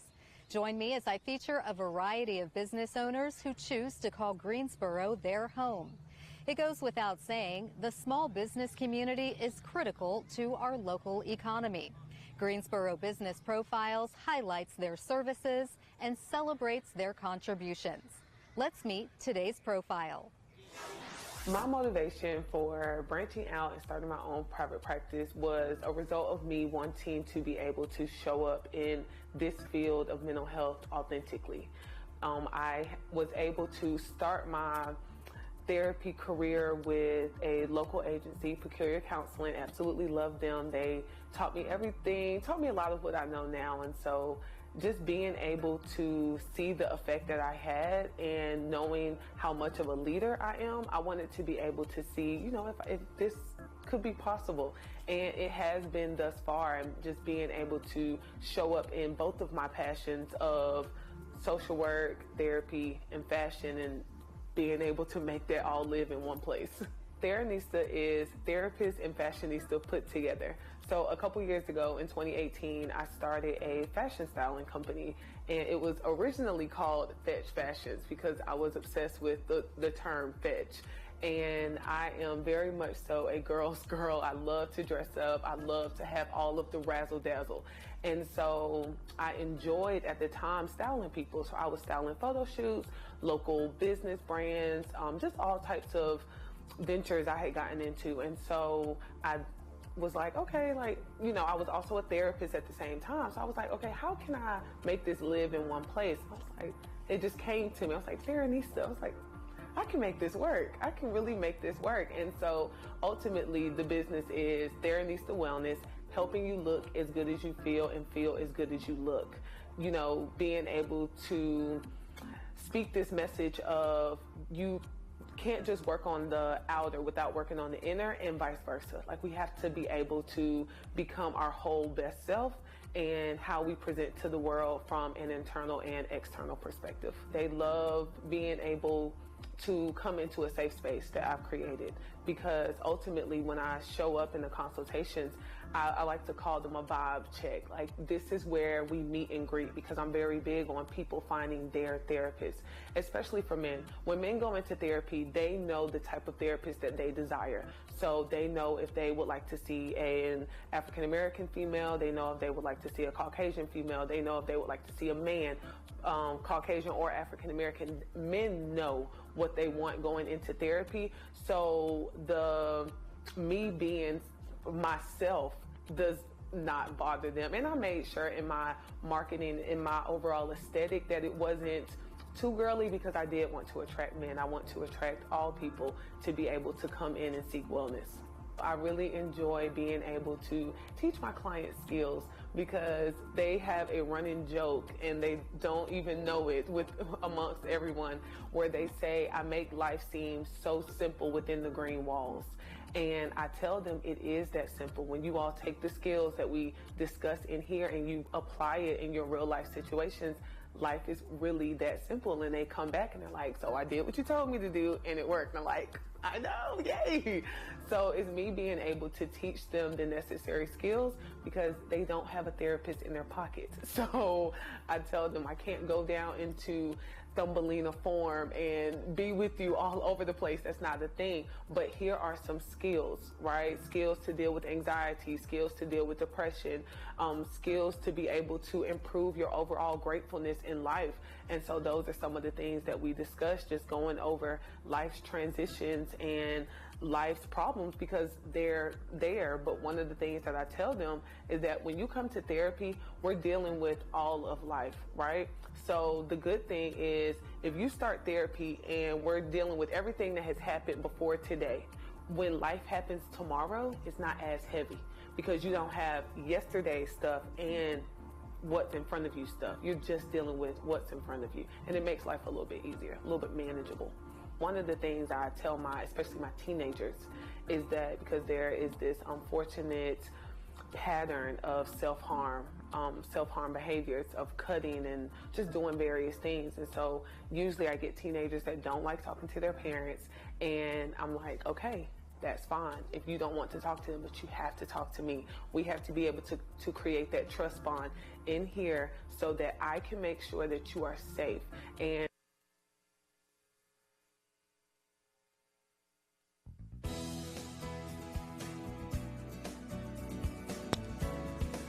We're about ready to begin.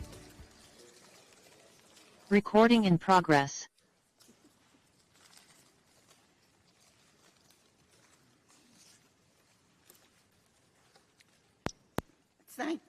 Excuse me.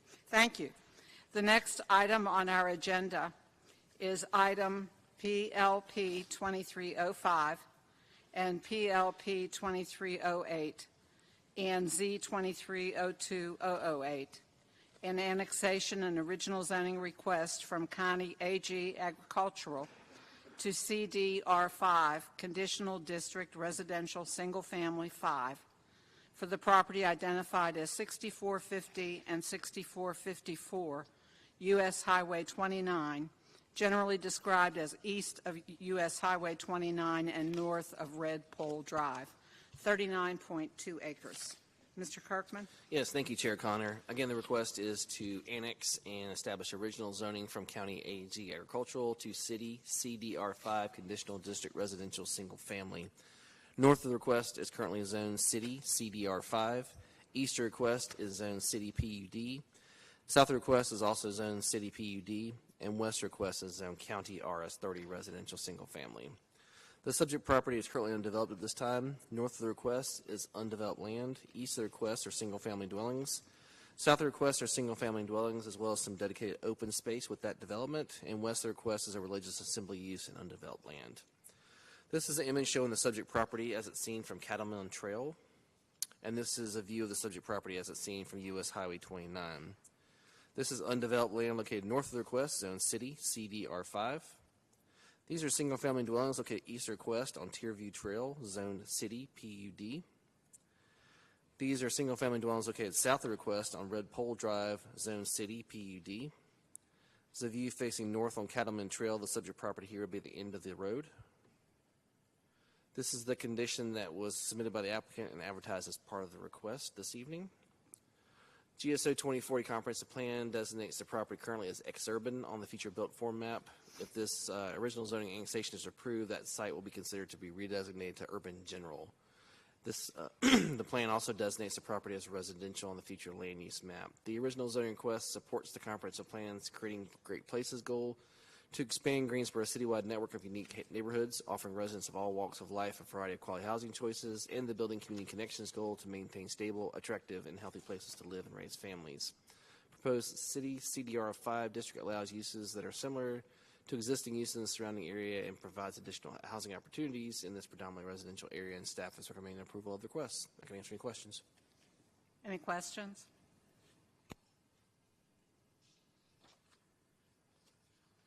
Right, then we will commence the public hearing, and we have up to 10 minutes for the applicant and anyone in favor of the application.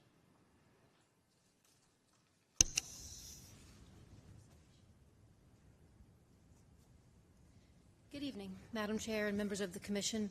My name is Amanda Hodiern, 804 Green Valley Road, Suite 200 here in Greensboro. Thank you for your time this evening. And I'll quickly walk through the case and then reserve time for any questions and any others who wish to speak. Just to quickly run through a few specifics of the request, as you've already heard them, but I think this is a pretty straightforward case that really reveals itself as a natural progression of the development of this area, so I just wanted to highlight how we've gotten here. This is just about 40 acres, as you've heard, currently zoned County AG. Requesting CDR5, and that's chosen intentionally to match the land development pattern that it has developed and exists in the Reedy Fork residential sections that we'll see a closer look at in a moment. So that means we're going to have same lot size that you see throughout the area, a similar density. Actually, this will come in a little bit less than the density that surrounds us to the south and the east. Most of Reedy Fork comes in at about 3.5 to 4 units per acre, and this, as conditioned, would be 3.19 units per acre. We've got one condition which accomplishes two things. It limits our uses and our density. So uses are limited to just the residential single-family dwellings. That takes away churches, schools, some of the other housing types that are allowed in R5, and caps us at 125, which is, as we've already said, less than what the acreage would calculate out to allow. So I wanted to give you a more zoomed out context of the zoning here. You see the large tan area labeled PUD. That's the original Reedy Fork master plan, which includes a lot of residential.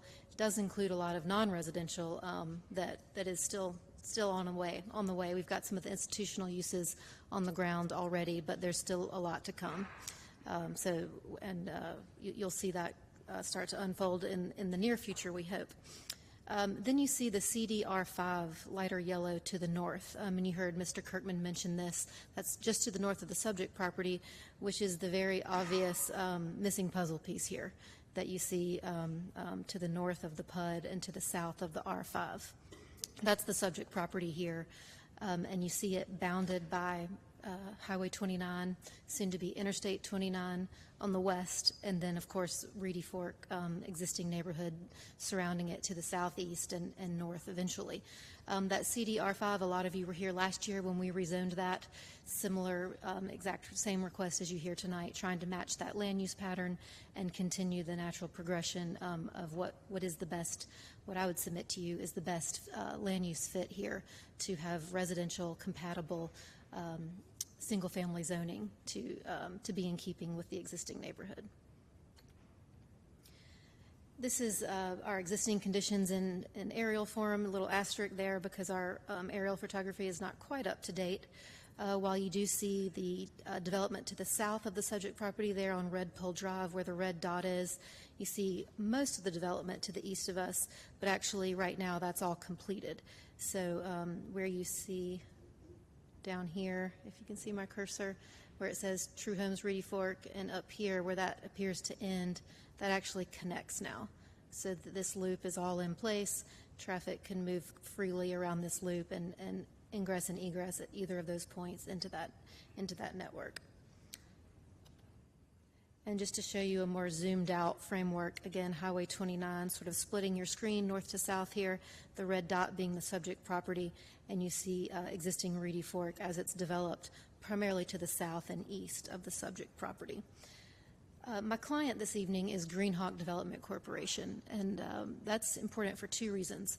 One, they are the existing owners and developers of Reedy Fork, meaning that they are highly vested stakeholders in this area and have a supreme interest in ensuring the continued success and thrivability, if you will, of this neighborhood. It's been the most successful selling neighborhood in North Carolina for the last several years, not only for my client, but just in general for home sales reports. So that's certainly something that I think speaks to not only the need for housing in the area, but also the high quality and high desirability of this neighborhood. So Greenhawk certainly wants to keep that going. And as we look at the subject property in context, not yet. If we go back, if we look at it in context, we see that, again, it really is the missing puzzle piece to continuing out the long-term goals of the neighborhood and really preserving the neighborhood so that we make sure an incompatible use doesn't get wedged in here into this finite land area between the interstate corridor and the existing neighborhood. So here's our illustrative sketch plan, concept plan for the area. You can see, again, the noteworthy items of a similar land use pattern with lot sizing and layout. You have the stream corridor protected. That's the large green swath that you see running generally north to south, but you see that it's much wider than the area that's actually required. You see the stormwater ponds conceptually sketched in as required under state law to manage the stormwater. You see the breathability that we've inserted into the site with this. You see this buffer here placed between the proposed lots and the homes that exist on Red Pole to our south. That type of buffering is not required under Greensboro's ordinance. This is like-to-like zoning and land use pattern, but we wanted to do that anyway, largely based on a lot of the comments that we heard last year when we did the property to the north. Again, you see that same breathability in the middle of the site where we've made sure those lots have a little bit of separation from each other. And you see how this site does gain its access from the existing stub that was contemplated for this purpose. I believe that's called Cattle View Drive. It comes off of Red Pole. So that is the intended planned access of that public right-of-way. But then you see it also continues to the north. And again, that harkens back to what we've talked about, which is that CDR5 zoning that already exists that we put in place last year. And if you recall, that zoning had a lot of conditions about ensuring that we connect to the Highway 29 corridor. So what this case is doing is getting us one step closer to that. This, like I keep saying, it was the missing puzzle piece. So now that my clients own this, and control it. They're able to submit this proposal to get that street network in place and complete those goals and get out to the NCDOT. It's effectively a service road that NCDOT has to provide now that they have transitioned the 29 corridor to a controlled access. So McLeansville Road interchange is where we need to get to, and this gets us to that goal. This will connect to those two properties to the north that we have zoned correctly now, and that will get to that NCDOT road that gets us up to McLeansville Road. So this is all working towards those better connectivity and infrastructure goals that we've put in place with our previous rezoning. In the meantime, you'll note that this plan on the single access off of Red Pole is just 100 lots. That's of course controlled by your technical review standards. That's all that's allowed. So that's already in your development ordinance. That can always only be 100 lots as long as it's a single access. Our conditions have 125 because, again, when we come back and develop to the north, we expect we can continue that down a little bit through this cul-de-sac that you see over here to the east. So that's why our conditions allow for a few more lots. Next slide. We did send out a letter to, I think, 319 recipients was our notice range. We invited everyone to a Zoom meeting that we held back on February 7th. We had 7 attendees, had a nice, robust discussion, I think, showed them the illustrative plan, and the issues we talked about were access, both long-term and during construction. We talked about open space and design of the neighborhood, and we talked about whether or not this would be included in the HOA. So germane to tonight's discussion, I will address the access questions as we discussed last time.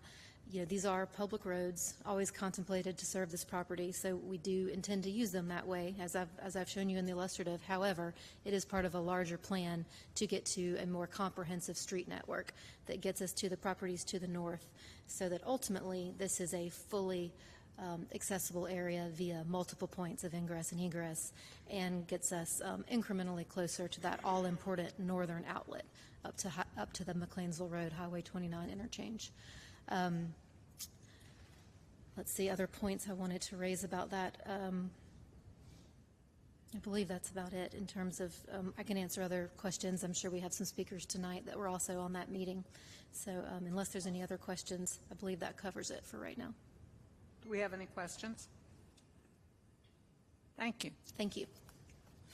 We have about 33 seconds remaining if anyone else would like to speak in favor of the application.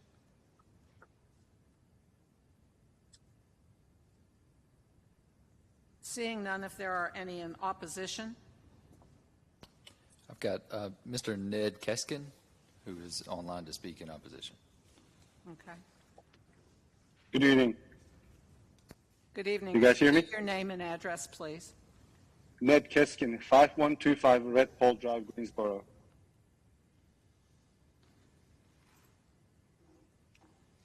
Okay, thank you. Yes, earlier a distinguished lady explained how many exits and entries to this property, which currently just single entry to this property from Red Pole Drive. This road all the way from US 29 to Red Pole Drive is a single lane road. There is no way two cars can pass each other.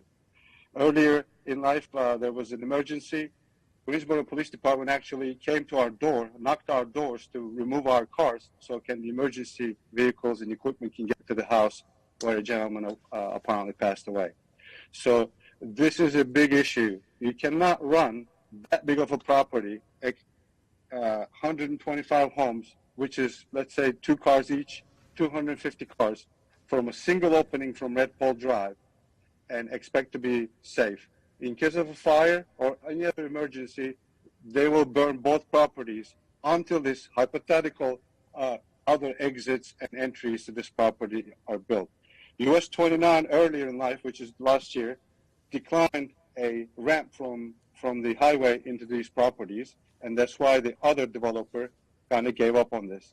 So as far as the egress goes, this is very dangerous, including school times when there are buses on the road during bad weather. if there's one car broken down on that single lane road, the entire Red Pole Drive and Reedy Fork Ranch shuts down. People actually park their cars left and right, wherever they can, and walk home, up to a mile, mile and a half from the fire station to the Red Pole Drive. That's how bad the traffic is currently. We're serving 1,200 plus homes per Slatter Management's account in that area from the Red Pole Drive, including 2 schools and kindergartens. So that's what I would like the Greensboro Council to consider of the egress issue. I'm not against the property, but I'm against single entry and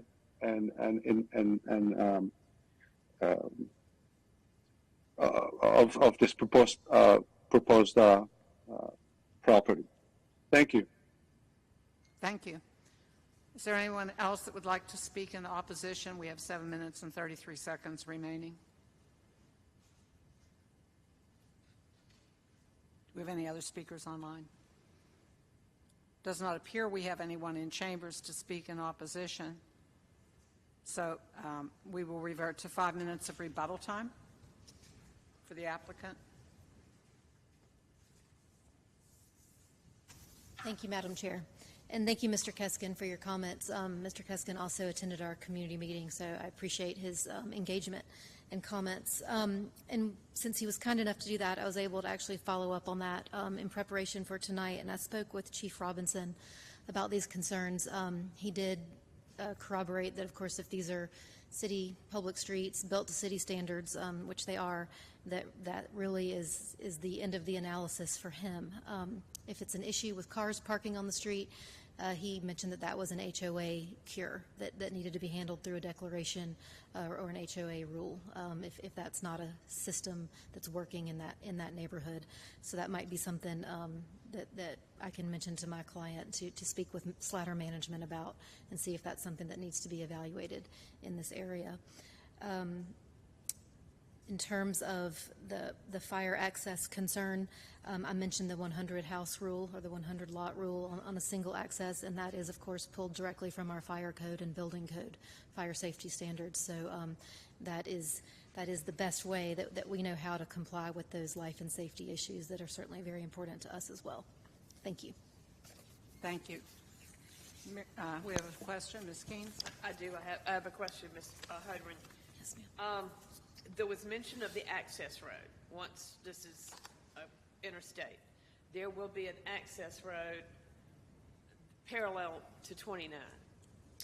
So those design plans are in NCDOT's hands, of course, but yes, the preliminary designs that I have seen show it coming down from McLeansville Road, roughly parallel to Highway 29, to serve these interior properties. Now, since I've seen those plans, what I can tell you is that my client has now come in control of 3 large tracts here.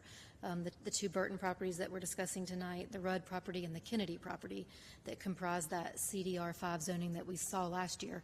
So, what that means is that I think we can engage with NCDOT for a more efficient and, effective way for them to service this area other than just a straight shot service road down the side of these properties, because now they can plug into our entire road network. So that's the current design that we're pursuing. Is that access road intended for future access from both of these parcels, the one that we rezoned last year and this one? Certainly, yes. That will be future as yes. well?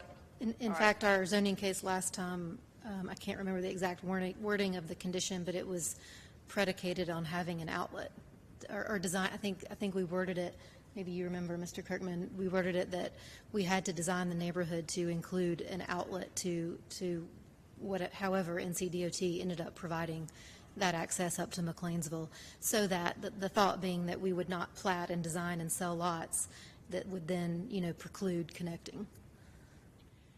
In addition, you've got, looks like Cattleman Trail that stubs into this property. Yes, ma'am. And then there's mention of Red Pole. Red Pole will actually extend out to the access road. Is that what I'm understanding? I don't know if it comes down that far. I'm sorry. I don't remember the preliminary designs. I don't think it would need to now because, again, now the service road can simply plug into this road network and get there without having to, just be that straight single shot. So currently, these are standard width residential streets. That is my understanding. We actually have with us our civil engineer, Mr. Lee Bryant of Evans Engineering. He's not only working with the design of this proposal, but he's been working on Reedy Fork for several years, and is the one who got those roads approved. So if we want to have him come up and answer that, he can. Well, what I'm getting at is that there's no more difficulty with police cars or fire trucks than there are down Beverly Place and Starmount. I mean, it's a standard width road. That's correct. Thank you. Thank you. Okay. We still have 3 minutes and 48 seconds rebuttal time for anyone speaking in favor.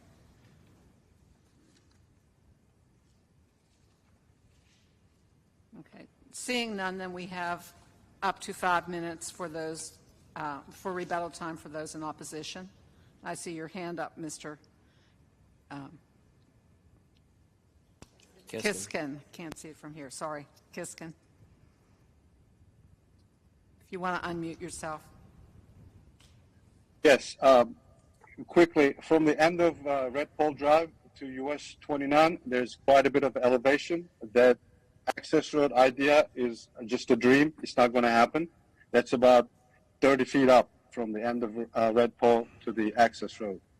Once again, I would like you to consider the elementary school and the kindergarten and the egress to this property and deny this because this is going to be bad. This is not if, this is when it's going to happen. When it happens, it'll be your name all over it. So thank you very much once again. Thank you. And is there anyone else who would like to use the opposition time? We have 4 minutes and 25 seconds remaining. Okay, seeing none, then we will close the public hearing. Are there any questions or comments? Yes, Madam Chair. I need to ask for staff. Has this been addressed, this elevation thing that Mr. Kissin talking about? Has it been addressed or will be addressed? I do not believe the service road for the NCDOT is going to go past Red Pole. It'll stub out, I believe, somewhere in the property that was owned last year, but it'll be accessible through the parcel that you're looking at tonight. There is an elevation changes also. I think there's some water down there too, but I don't think it'd be possible to put a road through there. But again, the intention of the access road is to get these parcels we're looking at tonight and the ones you looked at last year access out to McLeansville.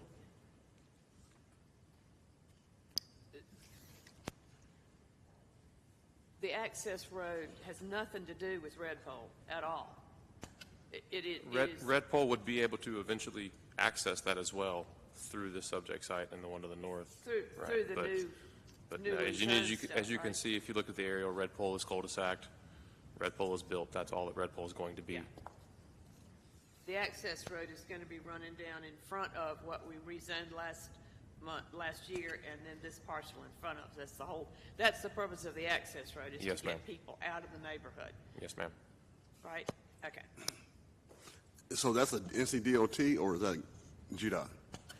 That is an NCDOT project. It comes along with they're transitioning US 29 north of the loop to interstate grade.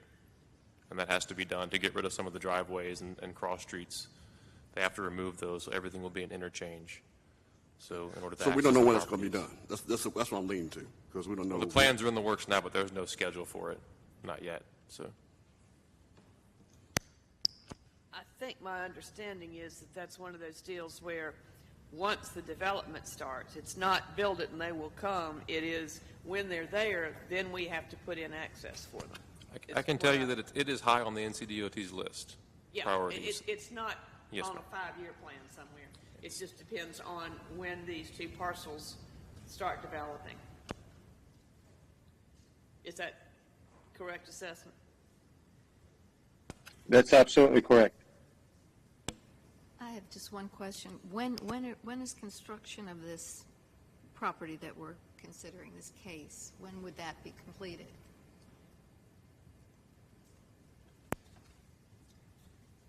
Thank you, Ms. Magid. If this were to be approved, it would have to then go through preliminary plating and site plan design over the summer, and they would look to begin construction here, late fall or late this year.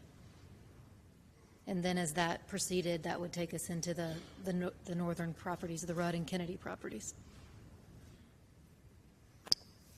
Is there an intention, since we unanimously approved the piece beside this last year, as I remember? So then, now that this couples up with it, is the intention to do design work and pre-construction simultaneously? I think design work, certainly, so we make sure it all fits together and works. But I imagine they would plat it in phases and do that design work phased, just based on velocity and absorption of the lots. Okay, thank you. Thank you. Any other questions or comments?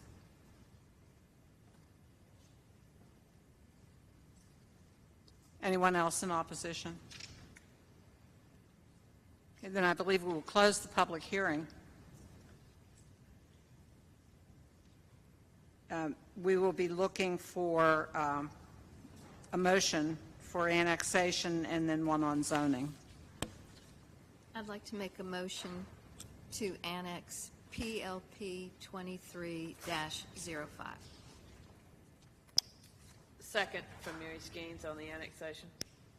Thank you. Ms. Magid and Ms. Skeens, any questions or comments? We'll take a vote. Ms. Glass? Aye. Ms. Skeens? Aye. Mr. Alford? Aye. Ms. Magid? Aye. Mr. Peterson? Aye. Mr. Bryson? Aye. Ms. O'Connor? Aye. Mr. Egbert? Aye. Mr. Engel? Aye. Thank you. This constitutes a favorable recommendation and is subject to a public hearing at the Tuesday, March 21st, 2023 City Council meeting.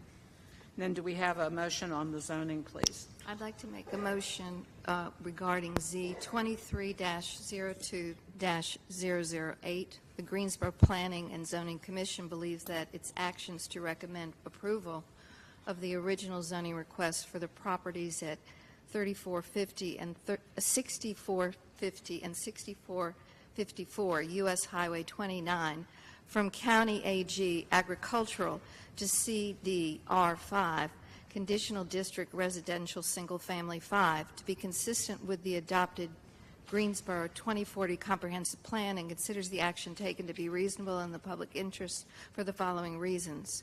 The request is consistent with the Comprehensive Plan's future build format and future land use map. The proposed city CDR5 zoning district as condition permits use which fits the context of the surrounding area and limits negative impact on the adjacent properties. The request is reasonable due to the size, physical conditions, and other attributes of the area. It will benefit the property owner and the surrounding community, and approval is in the public interest. Thank you, Ms. Magid. Second. And Mr. Peterson for your second. Any other comments? If not, we'll take a vote, please. Ms. Glass? Aye. Ms. Keynes? Aye. Mr. Alford? Aye. Ms. Magid? Aye. Mr. Peterson? Aye. Mr. Bryson? Aye. Ms. O'Connor? Aye. Mr. Egbert? Aye. Mr. Engel? Aye. Thank you. This constitutes a favorable recommendation and is subject to a public hearing at the Tuesday, March 21st, 2023 City Council meeting. Thank you.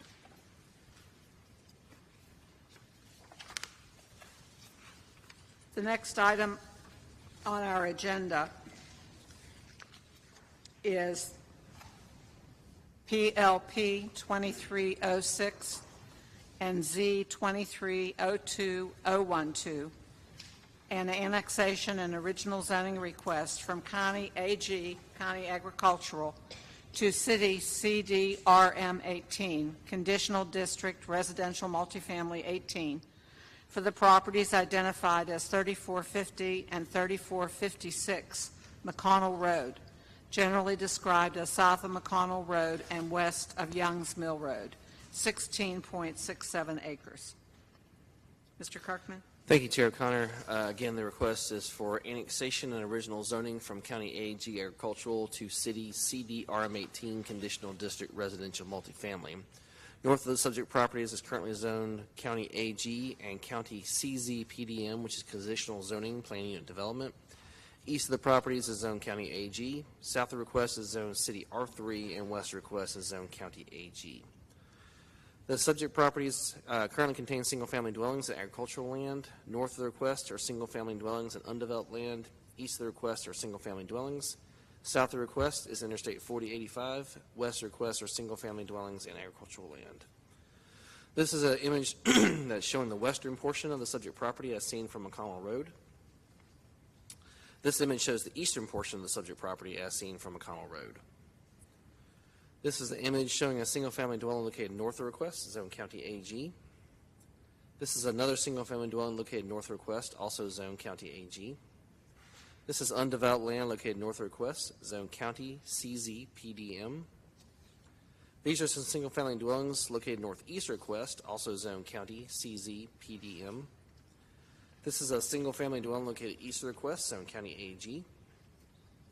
It's another single-family dwelling located east of the request, zone County AG. This is also a single-family dwelling located east of the request, zone County AG. This is the interstate located south of the request, zone City R3. It's a single-family dwelling located west request, zone County AG. This is agricultural land located west of the request, zone County AG. This is a view facing east on McConnell Road. The subject property here is on your right. And this is a view facing west on McConnell Road. The subject property on your left. This is a view facing northwest on Young's Mill Road. The subject property here is on your right. And this is a view facing southeast on Young's Mill Road. The subject property is located on your left. This is the condition that was provided as part of the application and advertised with the hearing. And the comprehensive plan's future built format currently designates the property as future industrial. If this request is approved, that will be changed to urban general. The land use map also designates the site as industrial, and if this request is approved, that designation will be changed to residential. The proposed original zone request does support the comprehensive plan's Creating Great Places goal to expand Greensboro's citywide network of unique neighborhoods, offering residents of all walks of life a variety of quality housing choices, and the Building Community Connections goal to maintain stable, attractive, and healthy places to live and raise families. Proposed CDR-19 zoning allows uses compatible with the existing residential uses in the surrounding area and provides additional housing opportunities for the industrial uses located nearby. Staff is recommending approval of the request. I can answer any questions. Thank you. Are there any questions? Yes, just one. Mr. Kirkman, the condition you flashed up there wasn't for this case, was it? I'll have to check. Give me 1 second. You reference commercial medium. I just want to make sure what I've got in our book is correct. Sorry, that is incorrect. That's a cut and paste error. Okay, so the correct condition for this is permitted uses shall include all uses allowed in the RM18 zoning district except for the following: all cemeteries. I apologize. Just wanted to make sure. Thank you. Clarifying that, Mr. Ingram. Thank you. Okay, then we have up to 10 minutes for the applicant and any of those who want to speak in favor. Good evening. My name's Mike Fox. I'm an attorney representing the applicant in this case, and my address is 400 Belmead Street, Suite 800 here in Greensboro. The staff, as usual, has done a great job of summarizing this case, so I'm not going to repeat what you just heard from Mr. Kirkman. But I will say, this is in a growing area of our community. We've seen a lot of development in this area in the last 2 to 3 years. To the east, closer to the urban loop, we've seen a lot of industrial development, although there is some multifamily over there. There's an existing multifamily complex that's been there for several years, and I know at least 3 or 4 projects have been approved, and a couple are under construction over there in terms of industrial. This particular area is more of a residential area. There's a single-family neighborhood to the north, and there's a mobile home park beside it. And to the west of this, you run into the A&T farm at some point. So to us, this is a very logical place for housing for people who may work in that growing industrial area. There's also a lot of industry just to the south of the interstate there. And all of East Greensboro and Southeast Guilford County is really opening up. A lot of the jobs are going there, and you've seen a lot of the housing that's being provided as well as the jobs. So we think this fits in nicely there. I've got with me tonight a representative of the builder, Philip Martin, H.H. Hunt, and we also have Andrew Eagle here, who's the traffic engineer with Ramey Kemp, that I'd like to have them available for questions if there are any, and I'd like to turn it over briefly to Philip to do a very brief presentation to talk to you a little bit about the site plan, and I'm happy to answer any questions if you have them. Any questions for Mr. Fox? Not at this time. Okay, thank you. Philip, please, thank you. If you'd give your name and address, please. Yes, ma'am. Philip Martin with H.H. Hunt. My address is 1401 Sunday Drive, Raleigh, North Carolina. Thank you for having us today. We have this project on McConnell Road. H.H. Hunt is a developer in the Southeast. We've been around since 1967. We're headquarters in Richmond. We have offices in Blacksburg, Richmond, Hampton Roads, and Raleigh. We have three main divisions: a master plan community division, a homes division, and then this is our apartment living division that's developing this project. We develop, construct, and own and operate our assets, which now is over 30 communities and 8,000 apartment homes in the Southeast. I'm going to give you a few specifics about the site. Let me pull that up. No, sorry, just go ahead. Keep on rolling. I'm sorry. Keep going. So you can see this proximity in yellow of the site, the two parcels, 16.67 acres right there that backs up off of 40. The jagged piece to the bottom is a DOT right-of-way. So that's why it's got that little triangle piece right there. You can go to the next slide. As staff said, this is industrial in the future land use. You can go to the next slide. It's a zoomed in view. There is one house on site and an existing pond that's there. The pond is staying. We have to buffer off of that. So the trees around there will be staying. You can go to the next slide. Here is our overall plan. We're proposing 299 units, roughly 17.94 units per acre. It was 300, just the way that the code reads. We had to drop it to 299 to stay in that RM18 zoning. If you go to the next slide, so more a rendering of what it proposed will look like. There's two entrances on this site. One, McConnell Road. Our main entrance will be off Youngs Mill Road. And it consists of 8 buildings. There are 2 4-story corridor buildings that are located in the middle, away from the outside property, just to buffer those from existing neighbors. The clubhouse will be on Youngs Mill.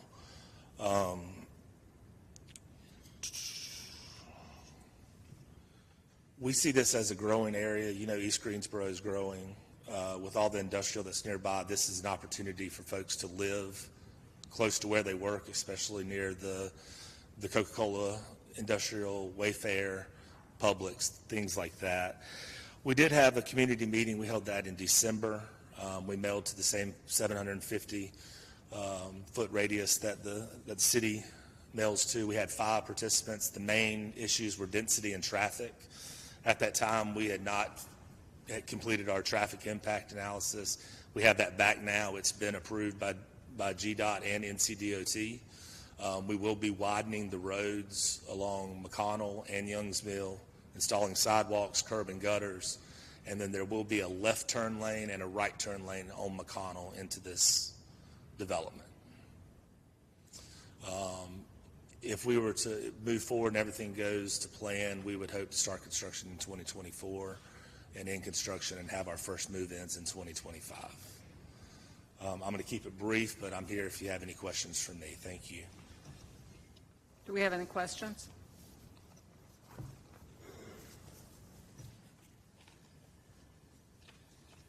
Thank you. That's all we have, unless you have additional questions. We would like to note that the staff is recommending approval, and we think this will be a great project, a great addition to that area. Thank you. Is there anyone else that would like to speak in favor of the application? Seeing none, we have up to 10 minutes for those who would like to speak in opposition. I do have some people signed up to speak in opposition. A Ms. Starr, Mr. Lucas, and a Ms. Feeney. If you'd like to speak, you can come to the podium and give your name and address, please.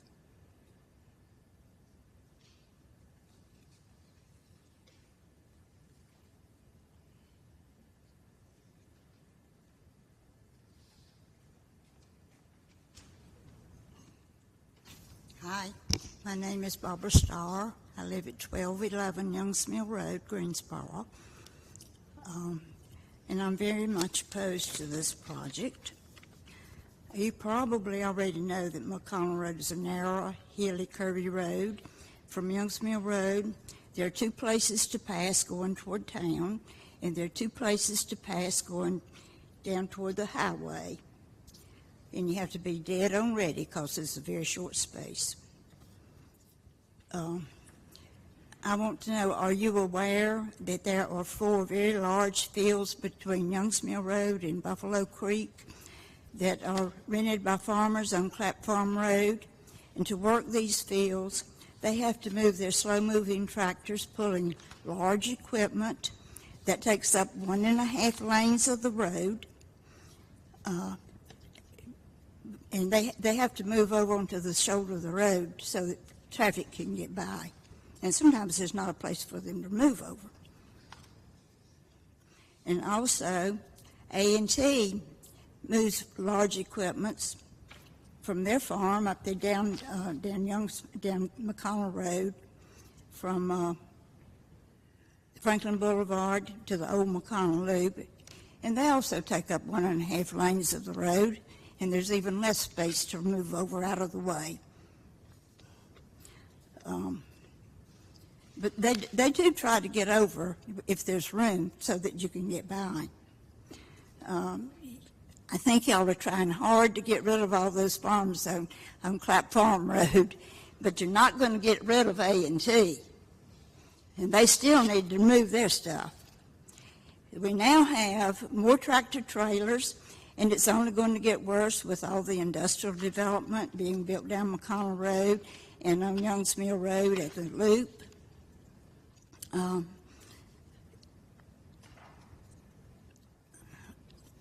Right now, the tractor trailers cannot make a turn from McConnell Road onto Youngs Mill Road if there's a car sitting at the stop sign.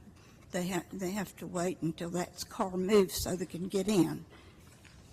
And you probably know that Youngs Mill Road and Perth Place intersection is really bad. Perth Place traffic cannot see what's coming on Youngs Mill Road until they're on the bridge. And now they have opened a driveway across Youngs Mill Road that connects to the industrial park off of McConnell Road. I thought they rezoned that property on the condition that there could be no access to Youngs Mill Road, but they sure do have a driveway. We have to drive everywhere we go. There's nothing around there. So if they put nearly 300 units there, with probably 2 cars per unit, that's an awfully lot of traffic to dump on us. With the main entrance on Youngs Mill Road, it seems that the traffic would back up from McConnell Road past that entrance, and the house at 1201 Youngs Mill McConnell Road is not going to be able to get out of their driveway. The house at 1210 Youngs Mill Road might get out and go south on Youngs Mill Road, but that's not the direction that they go to work. They go down McConnell Road, down to McConnell Road. I would not be able to get out of my driveway at all.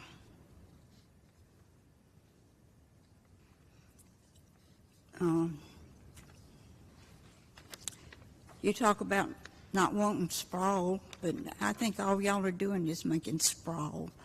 You've got all these little bitty sections of cities scattered all over our area, and it makes it hard for the law enforcement and other services too. There's lots of vacant spaces in the city that could really use this kind of development, but I don't think that it is a good place on McConnell Road and Youngs Mill Road to put all those apartments. So I'm asking that would you please zone it for single-family homes. Thank you for your time. Thank you. We have about 5 minutes and 9 seconds remaining for anyone else who wants to speak in opposition.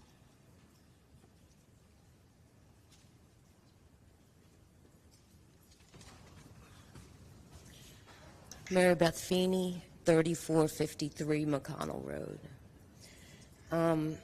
My husband and I have lived across the road from 3450 and 3456 McConnell Road for almost 30 years.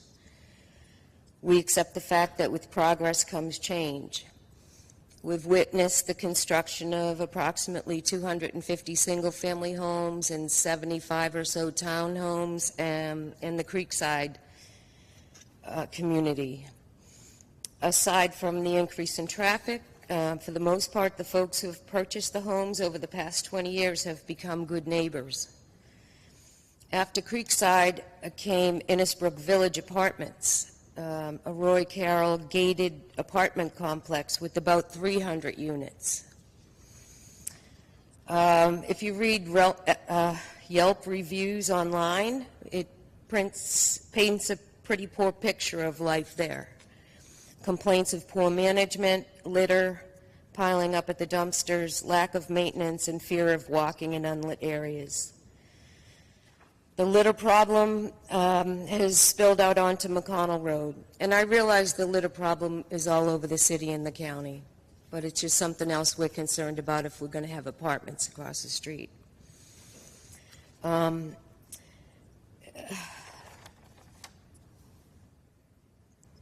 In January 18th, I read an article reported by John Hammer in the Rhino Times about the City Council considering 4 zoning requests on McConnell Road to support the public center on I-70 and Birch Creek.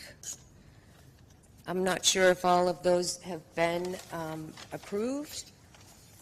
I'm talking about 3618 and 3617 and 3635 McConnell, which are now being developed for warehouses, light industrial, manufacturing, and assembly. There's 145 acres at Brookhaven Mill and McConnell Road. That's only 2.9 miles from where we are now. Was zoned CDRM5, multifamily, lots of houses. 169.4 acres at 4417 and 4453 McConnell Road, which is only 3.8 miles from the development that we're talking about today.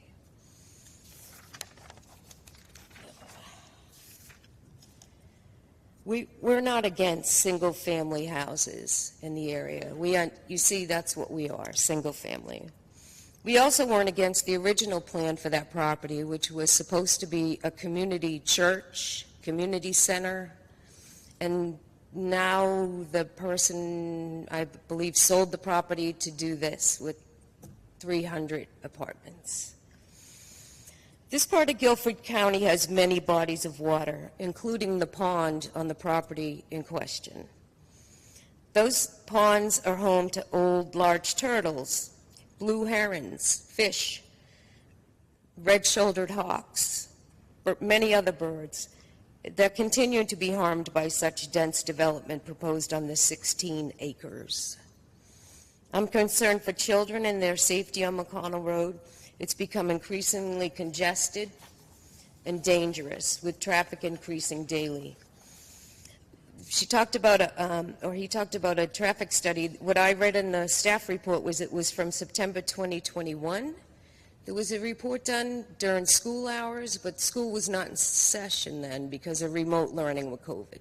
So that's not accurate. The traffic includes farm equipment, as Ms. Starr said, CDL training from GTCC, all day long, CDL training trucks going up and down the road. The urban loop, and also traffic from the approved zonings that I just mentioned. I agree that farmers who no longer are farming should be able to sell their land for a fair price. I also believe that property owners who remain in the area should have fair representation and the right to retain our quality of life that we've come to enjoy in the county. Please stop this destruction in the name of development. Thanks. Thank you. We have 32 seconds remaining.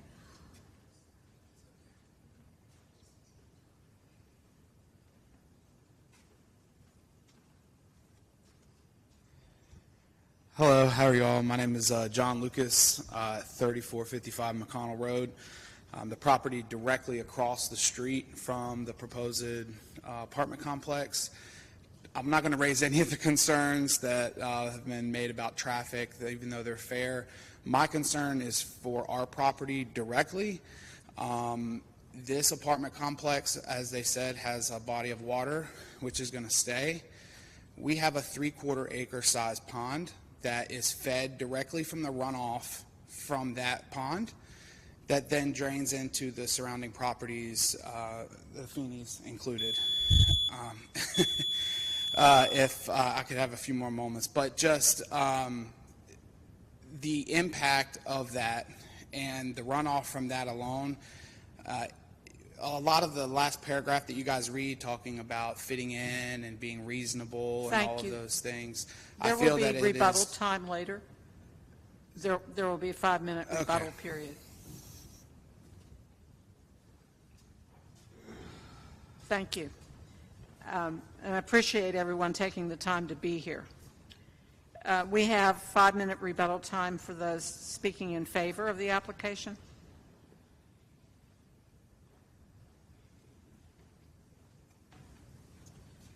Unless you have any questions, we don't have any rebuttal. Thank you. Does anyone have any questions? Okay. You said you guys are going to reconstruct 3 lanes on McConnell Road, just McConnell Road? Mr. Peterson. Mr. Peterson, If somebody's speaking, we can't hear you. Yeah. Oh, I'm sorry.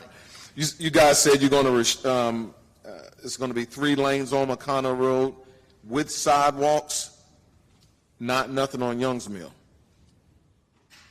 Will there? Oh. Yeah, if you'd come to the microphone, please. So we're required to widen McConnell and Youngs Mill 20 feet from the center line. There will be sidewalks on McConnell and Youngs Mill. Okay. And then there will be turn lanes, a right turn in and a left turn lane on McConnell only. Okay, on McConnell. Okay, all right. Thank you.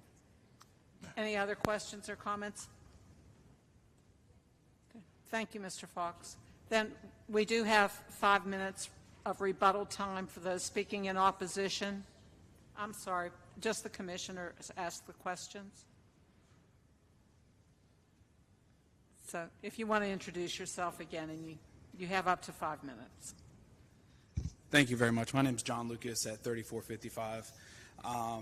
So our property, obviously, as I said, is fed by that pond. When there is a moderate rain already, our property floods. The dock goes underwater. We talk about adding a parking lot across the street plus, 300 units. That's going to tremendously increase the runoff and directly affect our property.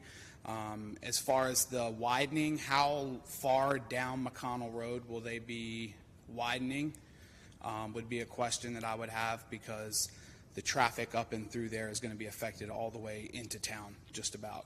When we moved from the city, my wife and I were looking to start a family. We were looking to move away from a lot of the downsides that come with apartment complexes in heavy densely populated parts of the city, things that we're not allowed to discuss here, I understand. But, we moved out to a rural area. There are farms all through there. The argument that this fits the plan and surrounding areas, I would heavily disagree with. There are a lot of farms between, you have industrial areas that are directly off of interstate, but the border for that seems to be Youngs Mill Road. From that point on, it's pretty much farmland all the way up until you reach town.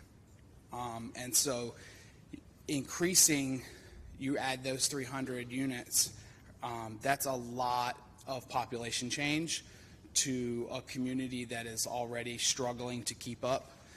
So that would be, those are my concerns, and I thank you guys for your time. Thank you very much. Thank you for your patience. We have 3 minutes and 16 seconds remaining if anyone would like to speak in opposition.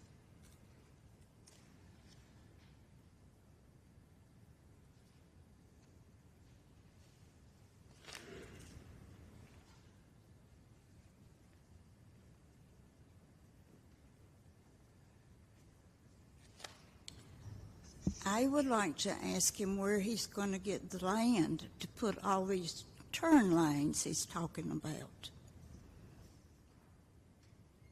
Can you get him to answer that?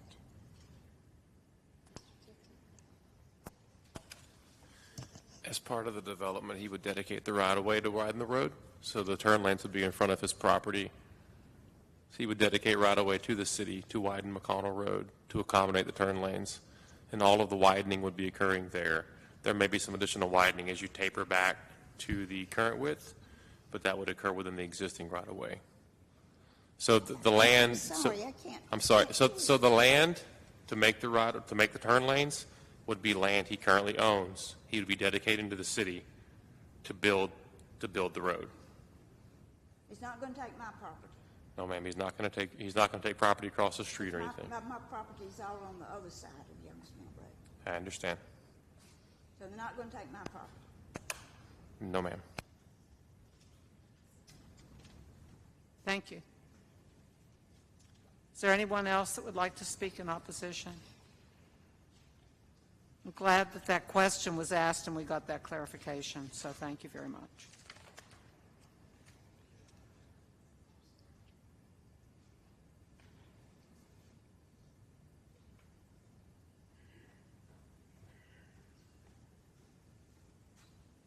I apologize. So while we're getting clarification, is there a plan in place for the runoff from that property and how it's going to affect my property in particular, which is going to be the most heavily impacted from that runoff?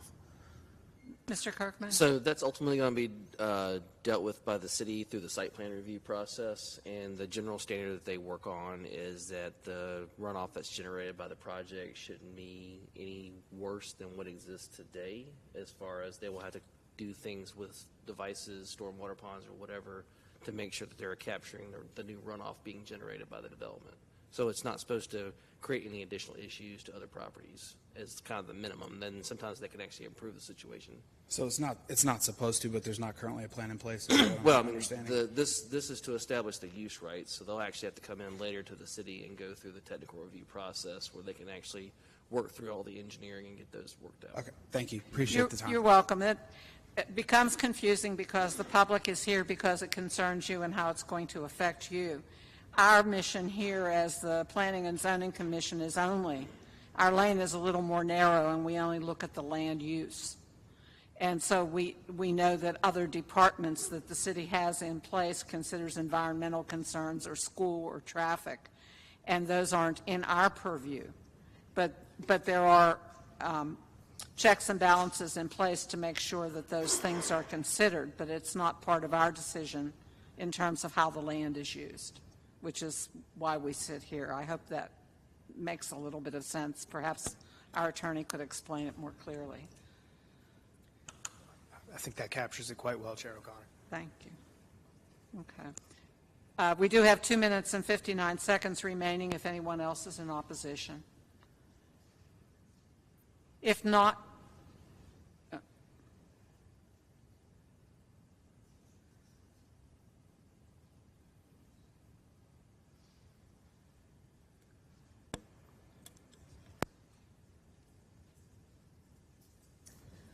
Mary Beth Feeney, 3453 McConnell Road.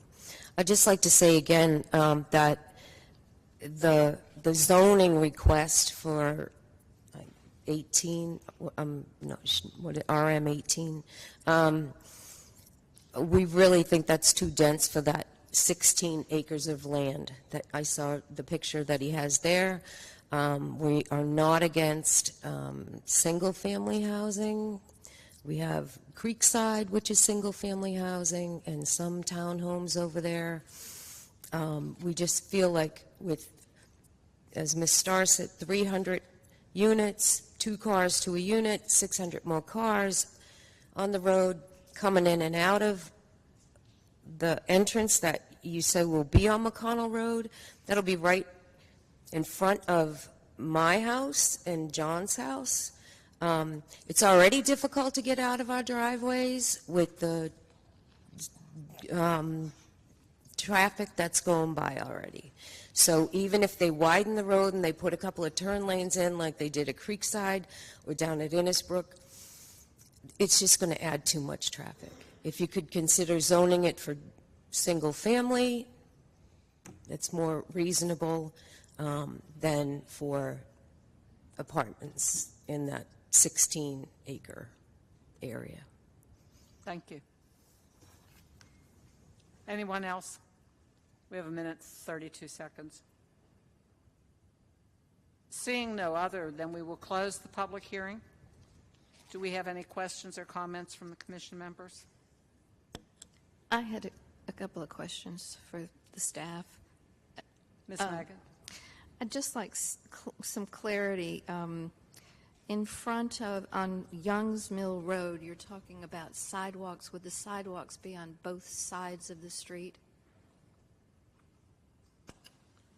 They would just be putting sidewalk on their side of the street. Only on their side? On their side, that's right. Okay, and what was my other question?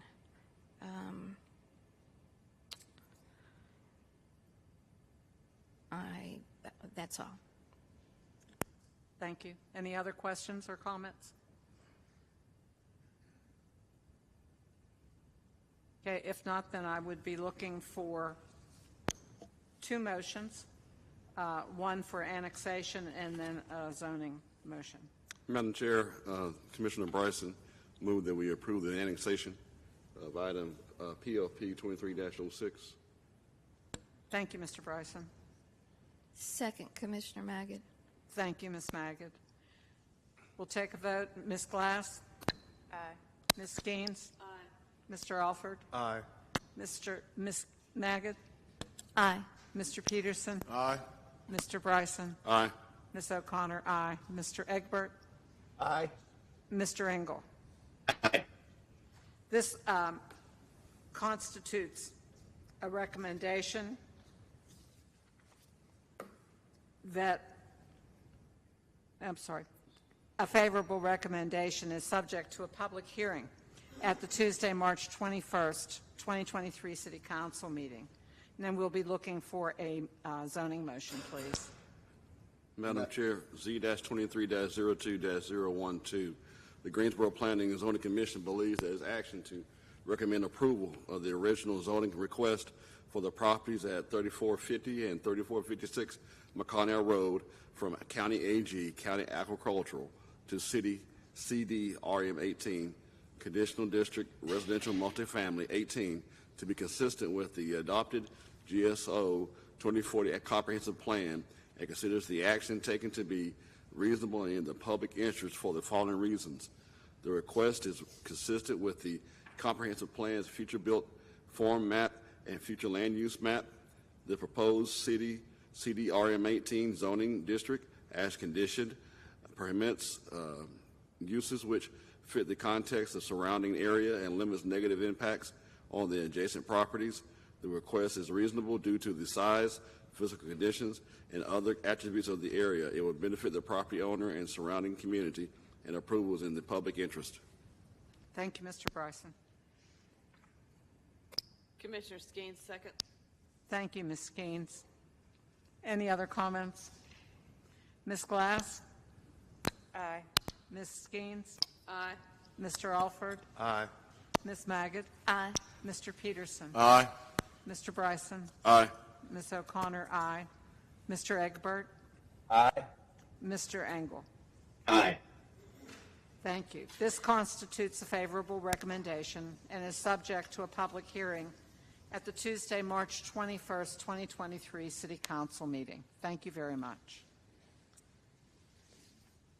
That takes us to item Z 2302-013, a rezoning request from R3 Residential Single Family 3 and CDRM 8 Conditional District Residential Multifamily 8 to CDRM 18 Conditional District Residential Multifamily 18 for the properties identified as 2903 Lawndale Drive, 2201, 2203, and 2205 Oak Hill Drive, generally described as south of Oak Hill Drive and west of Lawndale Drive, 3.426 acres.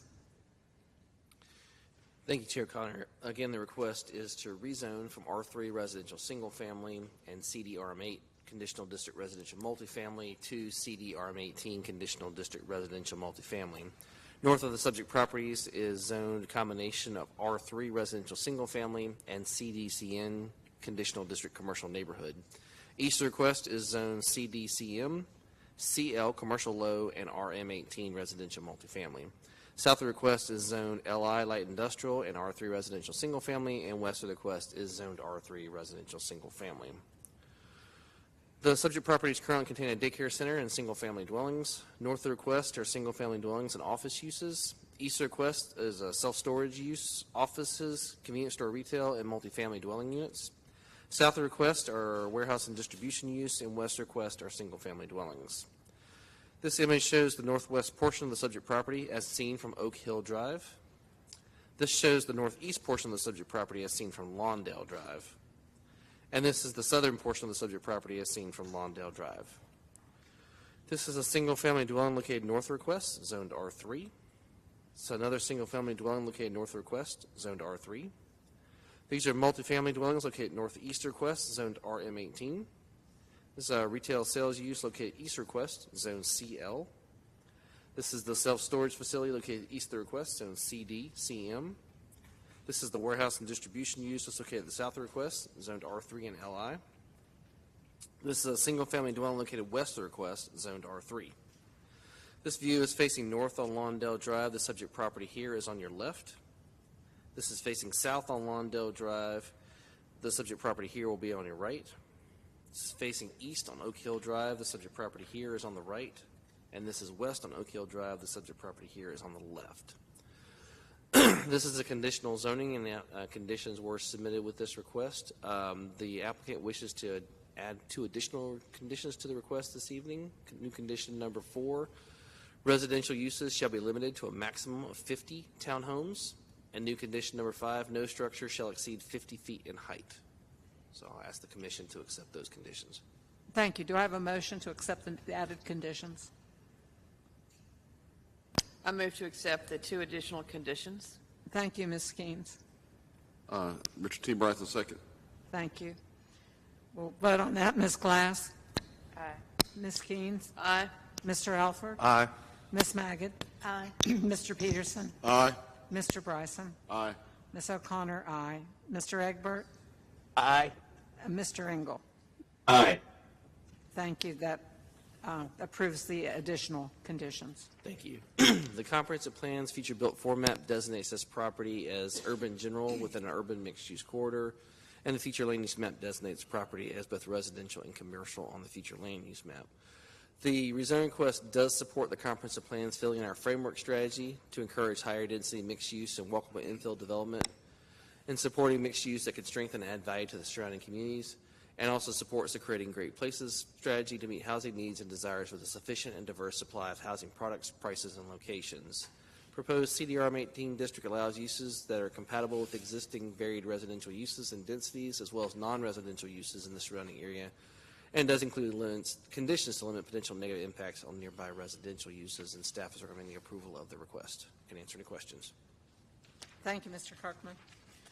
We have up to 10 minutes for the applicant. Good evening, Madam Chair. Nathan Duggins here on behalf of the applicant with Tuggle Duggins. Addresses 400 Bellamede Street, Suite 800. I'd like to first introduce Mr. Bateman, who's sitting. You can just stand up, Mr. Bateman. He's the applicant here tonight. It's I think in your agenda it says Ralph Jones. He's also a minority owner, or was a minority owner, with Mr. Bateman. A little background on Mr. Bateman: grew up here in Greensboro, was in the nursing home development business for a number of years, and has now gotten into the general office and multifamily development business. He developed the Duderman property, which you may know, up on the opposite side of Lawndale, pretty close to the interchange of Pisgah Church and Lawndale. That was developed about 3 years ago. I think it's been a nice addition to the corridor. A little background about this site. Many of you on the commission may remember this is a daycare. And it was rezoned, I think, in 1992 for 108 daycare users, 108 children at that site. Of course, this is just north of the Sears facility, which many of us who grew up in Greensboro remember as being a bustling facility, now a warehouse, and by all impressions, a very busy warehouse. A lot of trucks coming in and out of the facility there. That was the former Sears building. We knew the access on Lawndale was going to be something we had to work with. Right now, as it exists, that daycare facility was taking a left out onto Lawndale, was taking a right into Lawndale, and perhaps most importantly was taking a left in, northbound traffic going left in to the site. And you can imagine in the mornings and in the afternoons, that was a very busy part of Lawndale Drive. We met with Greensboro DOT here at City Hall and have worked extensively with Chris Spencer and Mr. Tipton on solving for that interchange, or solving for that access point. And we have, as you saw in our conditions, agreed to a right out only. And our thought on that is that if this plan is approved, if the zoning application is approved, the residents will use the right out only, which will be controlled by a gate, to avoid going to Oak Hill. And so if you're going to Target, if you're going downtown, you're going to use that right out, okay? But as many of you all have experienced, you're not going to have slowing traffic on the ramp coming off of Cone down onto Lawndale with people trying to go right in. That's not going to happen, okay? So that traffic, if you're going north, will go to Oak Hill, right on Oak Hill, left, and then out Cone, okay? We know that's a concern for the neighbors. It's a concern of ours. And so in working with the staff, we wanted to lift that up as an important part of the plan. We've conducted 3 neighborhood meetings, and we've had good attendance, usually between 8 to 12 people. We've done all those by Zoom. Many of y'all on the commission may remember this came in front of the board, and we pulled it in a reaction to some of the comments that we got from the neighbors about the density. Know that there's RM18 on the northeast interchange of Cone and Lawndale. There's RM18 on the southeast, and of course this is, as Mr. Kirkman described, currently zoned as single family. So we think this is consistent, this RM18 designation. We did reduce that in our second application. You saw we've further reduced it. RM18 would give us about 62 units, but we further reduced it to 50. We've added the height restriction, as you saw. And perhaps most importantly, and this is the feedback we've heard from the neighbors, we've added a townhouse condition. And so we think this is going to be a consistent use. I heard a lady earlier tonight talk about sprawl. This is the opposite of sprawl. This is infill development, very close to restaurants, shoppings. It's the kind of product that our community needs to continue to provide housing within the city center. And you know, this used to be out in the county, right? But now this is really pretty close to downtown, close to the Greenway, close to a lot of shopping. So we're excited about this opportunity. Mr. Bateman is here to answer any questions. I'm obviously here to answer any questions. I know we may have a couple speakers speak tonight in opposition, and we appreciate that and we understand that, but I want this commission to know that we've worked very hard.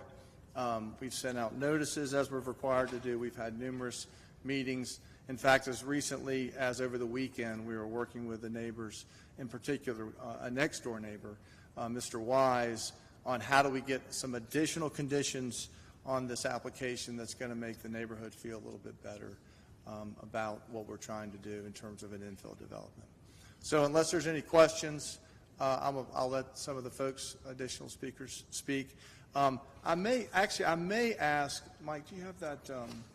I do have an illustrative site plan, because I know I've said the access point issues, I've mentioned it, but I don't know if you can pull that up quickly, Mike. I do want to, and again, this is illustrative. Maybe pull it out a little bit so you can see the, on the top of this site plan is Oak Hill, and so the top of the picture's north to the, that's great, Mike. You can see at the bottom of the plan, you can see where on the right side is Lawndale. It's not really shown, but you'd have the right out only there on the bottom of the site plan. You see that on-ramp, or where we all have experienced looking back over our left shoulder trying to get onto Lawndale. Again, we want to be sensitive to that and not cause any additional challenges there. And then we suspect fire, once we go through the TRC process, fire and public safety is probably going to ask us to put 2 access points on Oak Hill so that they've got circular access once the development is in place. But obviously that'll be a process of the TRC, the TRC process that'll happen after the rezoning. So unless there's any questions, I'm going to sit down and let some other people speak, and I'll set up, maybe I'll come back up and answer some of the other issues that might get raised. Thank you. Are there any questions right now? Okay, we have about 2 minutes and 50 seconds remaining for anyone who would like to speak in favor of the application.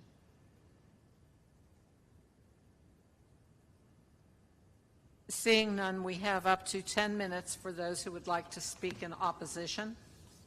I have one speaker noted online.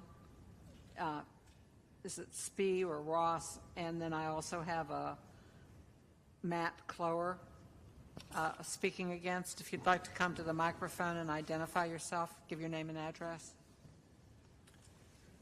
I have Miss Paula Sieber after online. She's online, but after the in-person speaker. Thank you. Hey, good evening. My name is Matt Clower. I'm at 2218 Oak Hill Drive. So I'd first like to start off by saying that I know how important it is to create more housing in this city. I know the vision for Greensboro includes building more residential areas so our city can grow and prosper for the future generations. 3 years ago, I personally chose to stay in the area, the Greensboro Triad area, after college because I believe in that vision. So while I support the initiative to provide more housing, it needs to be done with safety as a top priority. And speaking as a collective community of residents on Oak Hill and Branchwood Drive, we cannot support a development of this size on Oak Hill Drive. To give you all perspective, our neighborhood was built in the 1950s. Oak Hill Drive is roughly 18.5 feet wide and includes 2 sharp turns and a blind hill. The suggested speed is 25 miles per hour, but commuters looking to cut a corner on their way to work attempt to double that speed. Drivers are forced to slow down and practically come to a complete stop anytime they need to pass another car. In fact, there have been 3 accidents in the yard at 2212 Oak Hill Drive within the last few years. If you add on more elements such as a service truck, leaves, waste pickup, or even a pedestrian, and this drastically cuts down on the amount of roadway space available. I request that you take one drive up and down Oak Hill Drive, and it's clear to see that the road was not built for high volume traffic. How will the city ensure the safety of the residents and future tenants or residents on this 18-foot wide road? Will the street be widened? Will the city cul-de-sac the end of the road before the new complex to cut down the traffic coming on Oak Hill? The plan mentioned to us in our first meeting with Mr. Duggins and Mr. Bateman is either to add a 48-unit townhome complex, as you mentioned, in this new development. If there are roughly 2 people per unit, it's possible that there could be upwards of 100 cars driving on the street every single day on top of the current traffic. And mind you, this is an 18.5-foot wide road. Adding these units would only increase the chances of someone getting in a car accident or hitting a pedestrian as people try to navigate through our narrow 18-foot wide street. And I am one of those regular pedestrians coming up and down that street. Mr. Duggins acknowledged that Oak Hill Drive is not up to current code and described it as a remnant county road in our first meeting. These comments tell us that they know Oak Hill Drive is a dangerously narrow road surrounded by busy streets. And despite that, they still made the decision to skip a traffic study, independent or through a third party, simply because it's not required by the city. How can we feel safe sharing our neighborhood with the developer knowing that they have skipped a traffic study because, in Mr. Duggins' words, it's expensive? It's hard to imagine a traffic study being out of budget when the applicants have spent $1.2 million to purchase these properties. If they cared for the safety of this neighborhood and the future tenants of this complex, they would have done the work and spent the money to do the traffic study. Is the money you saved by skipping the traffic study worth the safety of our community and your future tenants? My wife and I, we just purchased this home, our very first home, back in February of 2021. We were so thrilled to find a home in a quiet, safe neighborhood surrounded by so many places that we love in Greensboro. We envisioned starting a family in this house, but now with the proposed plan, we are fearful of raising children in a neighborhood where 3 to 4 times the number of cars will be constantly passing by our narrow road. If you said yes to this now, I guarantee you that you will have to do some road updates in the future. Not only will that cause you more expense in the long run, but more importantly, you are putting everyone in the community and all the future tenants in danger. Without sidewalks or room to pass by another car, someone will get hurt. It's only a matter of time. Thank you for your time. Thank you. We have a speaker online. If you'd please introduce yourself, give your name and address. Good evening. My name is Paula Sieber. I live at 2226 Oak Hill Drive. Thank you for allow us some time this evening. And thank you, Matt. You've done a great job representing how our neighborhood feels about this proposed development in our neighborhood. What I think is really important to know is not only the number of units and the use of the land, but how this does not go along with the comprehensive plan. It does not go along with building community connections, because what it does do is it creates an unsafe environment for our existing residents. 80% of the existing residents are 60 years or older. 80%.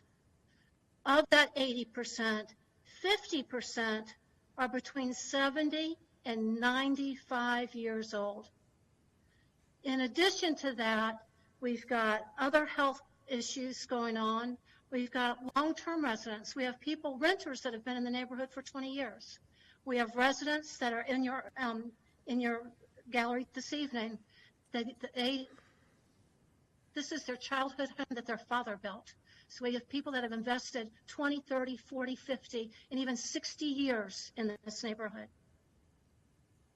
And what's going to happen is, instead of my neighbor being able to help neighbors either carry in groceries or retrieve mail or help with the trash cans or to check on an opened garage or something, instead we're all going to have to close up and not be able to assist our neighbors anymore.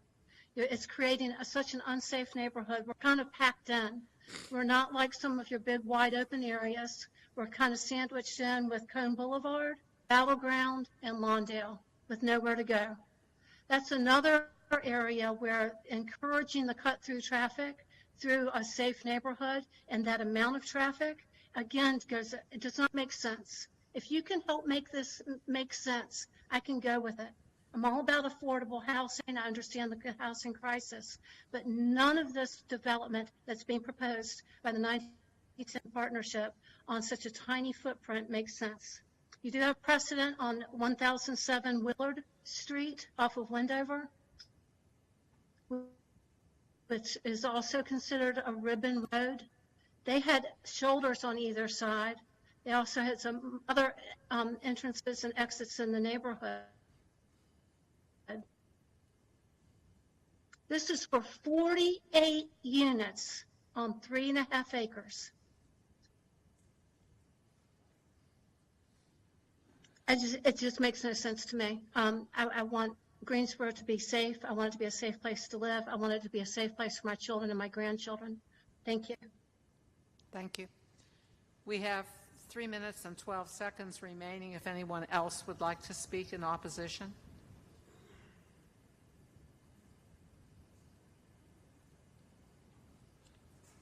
If not,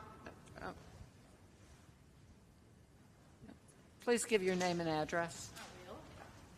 My name is Donna Smith. I live at 2213 Oak Hill Drive. So I think probably the biggest concern is safety for me. I use the Greenway just about every day. I think a lot of our neighbors use the Greenway to walk, ride our bikes. I know that lots of people come down the Greenway and they do not look and they do not stop on Rollins Road. 2 weeks ago, I was driving my car. I always stop right there because I know people just fly through. And had I not been stopping, a biker that was commuting to downtown Greensboro, I'm pretty sure he was dressed in a suit. Sorry, I've got a little bit of cold. He was dressed in a suit, had his backpack on, was flying in front of me. And I was this far from hitting him. So my concern is when we've got all these runner groups running at night and then people that are riding their bikes that are not familiar, or people driving up and down Rollins Road that do not know there's a Greenway there, that the city has spent so much money, to provide this awesome Greenway for us, that someone's going to get killed. So that's a huge concern. The other concern, like we've noted, is, myself, I'm 63. Most of my neighbors are older than I am. We all back out of our driveways. And if you've got all this extra traffic coming in, the chances of, having an accident is huge.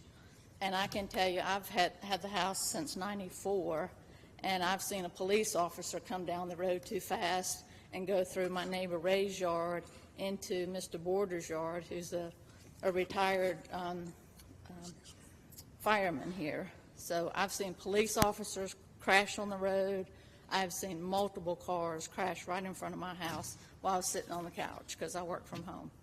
So those are my huge concerns, is if a police officer came down the road too fast and he wrecks, what's it going to be like for people that, if they want traffic to come down Oak Hill Drive, there's just that sharp little curve, and there's just a lot of accidents. And I just don't see that would get better with this amount of people driving up and down our roads. So thank you very much for your consideration. Thank you. We have about 35 seconds remaining if anyone else wants to speak in opposition.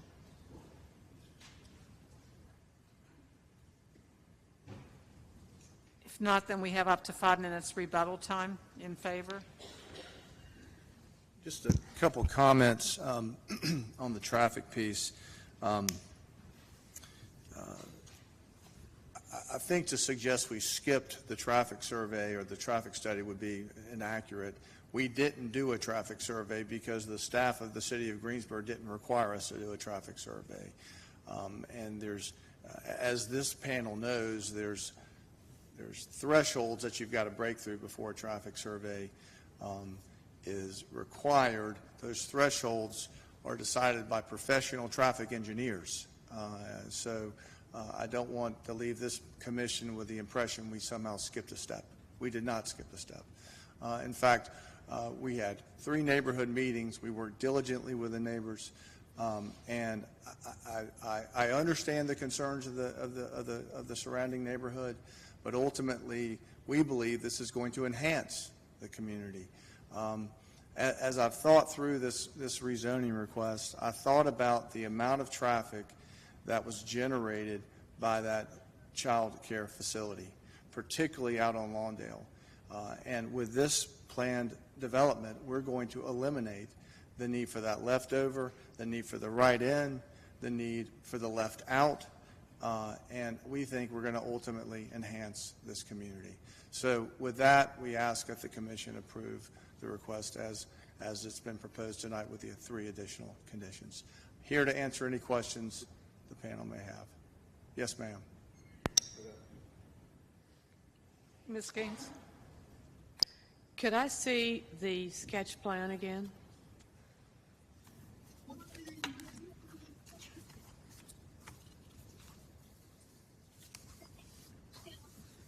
Mr. Duggins, I'm not seeing any direct access out on Lawndale. Show me where that would be. Yeah, thank you, Mrs. Skeen. So can I control it, Mike? Okay. So the access point's going to be about, you can see the existing driveway. Do you see that right Yes. here? Yeah. Okay. We're contemplating the access point would be where the existing driveway is. That was the driveway for the old daycare center. Correct. Okay. Which is as far south on the property as we can get it, okay? All right. As far down that ramp as, well, it's not on the ramp, it's on Lawndale. Yeah. And then there would be a gate. So if you think about when you leave a gated community, you pull over a pad, it causes the gate to go up, right? But you can't come in, right? So it's going to be a gate lift from the inside only, right out, which is going to, in our estimation, take all the traffic that's being generated by these new units that is southbound, okay, which is probably more than 50% of your traffic, out onto Lawndale, never onto Oak Hill, okay? That was why it was important to us that we have that access point. Does that help, Ms. Gaines? It does, and then go to the north. Yep. On the Oak Hill access. Yes, ma'am. That is free form. You can go right or left out of that one, Yes, ma'am. correct? Yes, ma'am. Okay. Yes, ma'am. And again, we think, we haven't met with TRC yet, obviously, but we think that it is likely, depending on how close the second entrance is, which is now shown as a T on the right side there, we do think they might require us to put a second access there. So you've got circular access off of Oak Hill. Okay, thank you. Mr. Peterson?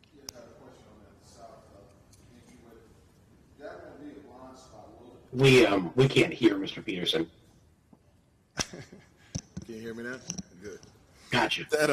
That south entrance coming out with the gate, would that be a blind spot for traffic coming down that Lawndale ramp? The reason I'm asking, because by this diagram, is the old Sears building still using that driveway for tractor trailer entrances? You know? Yeah, so the old Sears driveway is actually a little further south. It's not shown on the site map. It's to the south, and right now you have left out truck traffic that's happening almost, if you just saw where the bar was, where Mr. Kirkman was moving, that truck traffic is coming out left right now. And so visually, and maybe if you want to show the pictures that were, if you're looking back left, which is, if you're asking, I'm sitting there on Lawndale, right? My nose is out to Lawndale. I'm looking left. You can see the ramp up to the left. So you can see all the You way can to- absolutely okay. see it. All right. It's not going to be a blind spot. Yeah, because I know when they come down Lawndale, it's like a skateboard. They Yeah. flying. Yeah, okay. Yeah. Well, yeah, there it is. go to this one right here. So All you right, can I see what you're talking about. see the truck, the truck that's basically waiting to enter onto Lawndale there. The entrance would be basically right on the, the exit would be basically right on the opposite side of where it says entrance. Okay. And so if your car was sitting there, you could see the traffic coming off both down Lawndale and off the ramp. Thank you, that clarifies. Yeah, thank you for asking that question. Any other questions for us? Okay, we have 3 minutes and 25 seconds remaining for anyone in favor, to speak in favor of the application.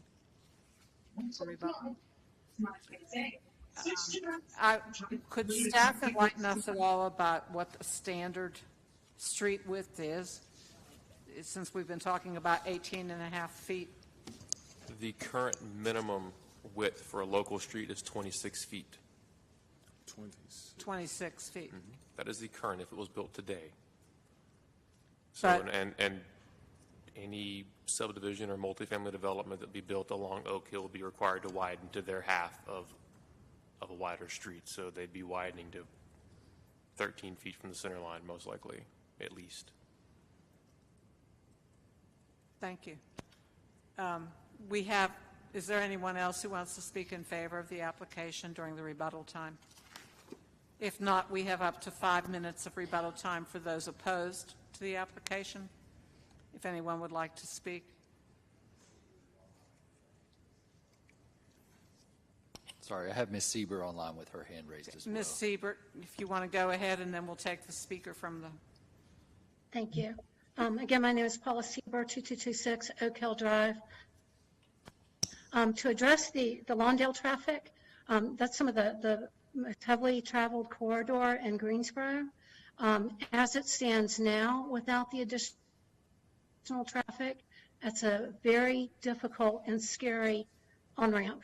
So for residents on Oak Hill, we do try to avoid going onto Lawndale at all cost. Back up onto Lawndale, waiting their turn to get into the Sears building. So there's often, anywhere from 1 to 5 18-wheelers that are taking up the right-hand lane on Lawndale. So we're talking, about that gated exit onto Lawndale. It's just going to be added traffic to that, and again, safety issues. That coming up under the Cone Boulevard overpass, that's a blind spot. It's very difficult to see during rush hour and once the sun is set, and even early morning rush hour. The speed of the traffic is so fast, it's very scary. So in addition to that, it's my understanding that when Mr. Dugans talks about having that U-turn or the additional entrance or exit onto Oak Hill, it was my understanding that was going to be for emergency vehicles only, so that there was going to be one entrance and exit for residents. The second one was going to be for emergency vehicles.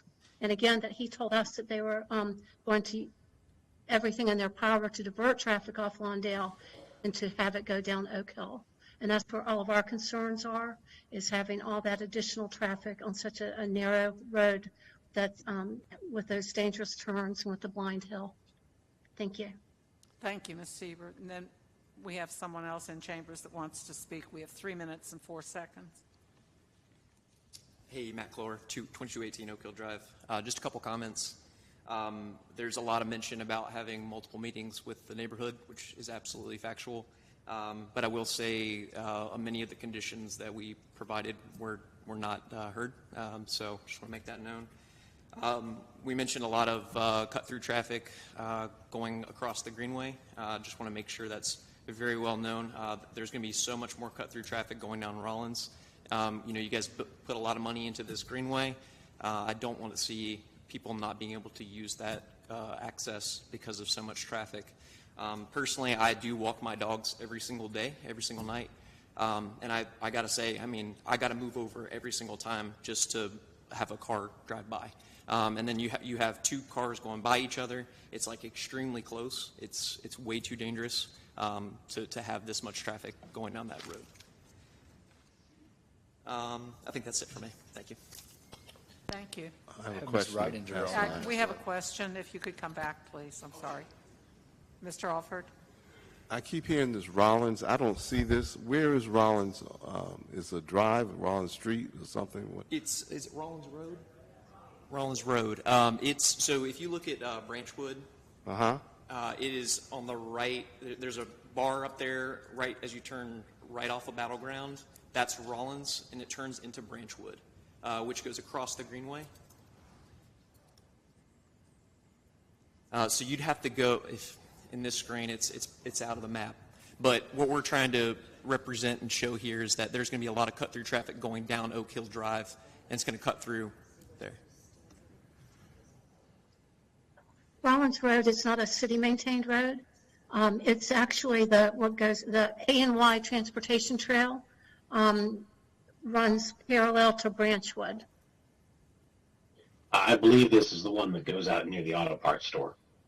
That's right. Yeah. Exactly. So if you had driven in from Battleground, which is what I did when I visited, you could hit it from that particular point. That's right.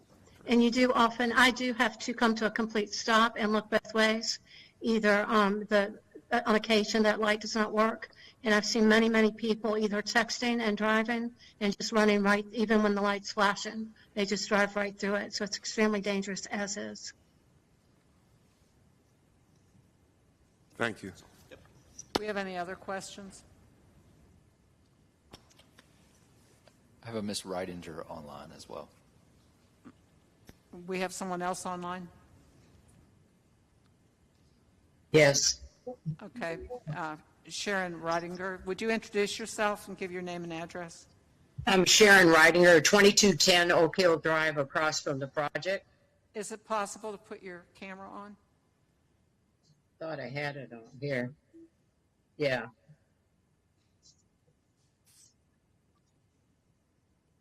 Yes, now we can see you. Thank you. Okay. All right.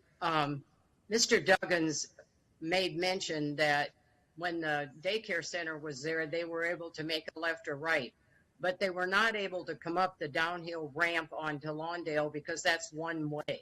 So they had to go around the medium and go down Lawndale that way. So we didn't have the traffic from the daycare center because they had to make a right turn out of that driveway, and then they made a left, but they couldn't go up the ramp and onto Oak Hill because it was a one-way ramp. Okay. And the other thing is, when there's people doing yard work in the neighborhood and they're parked out in the street, you have a hard time getting around it, and you just have to hope your best when you do go around it on that hill that there's not somebody coming up the street at the same time, because that's the only way that those lawn people can park their equipment. And that's all I have to add. Thank you very much. You're welcome. We still have a minute, 3 seconds remaining if anyone would like to use the rebuttal time in opposition.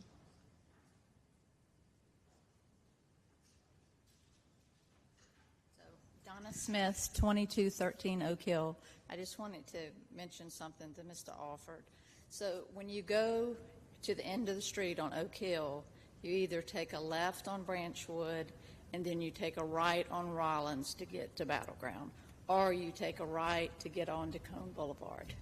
So that's why Rollins is a huge thing, because most of the neighborhood, I mean, that's the way we go. We come out, we turn left on Branchwood, and then we take a right on Rollins, right there where True Liant Bank is, if you know where that is.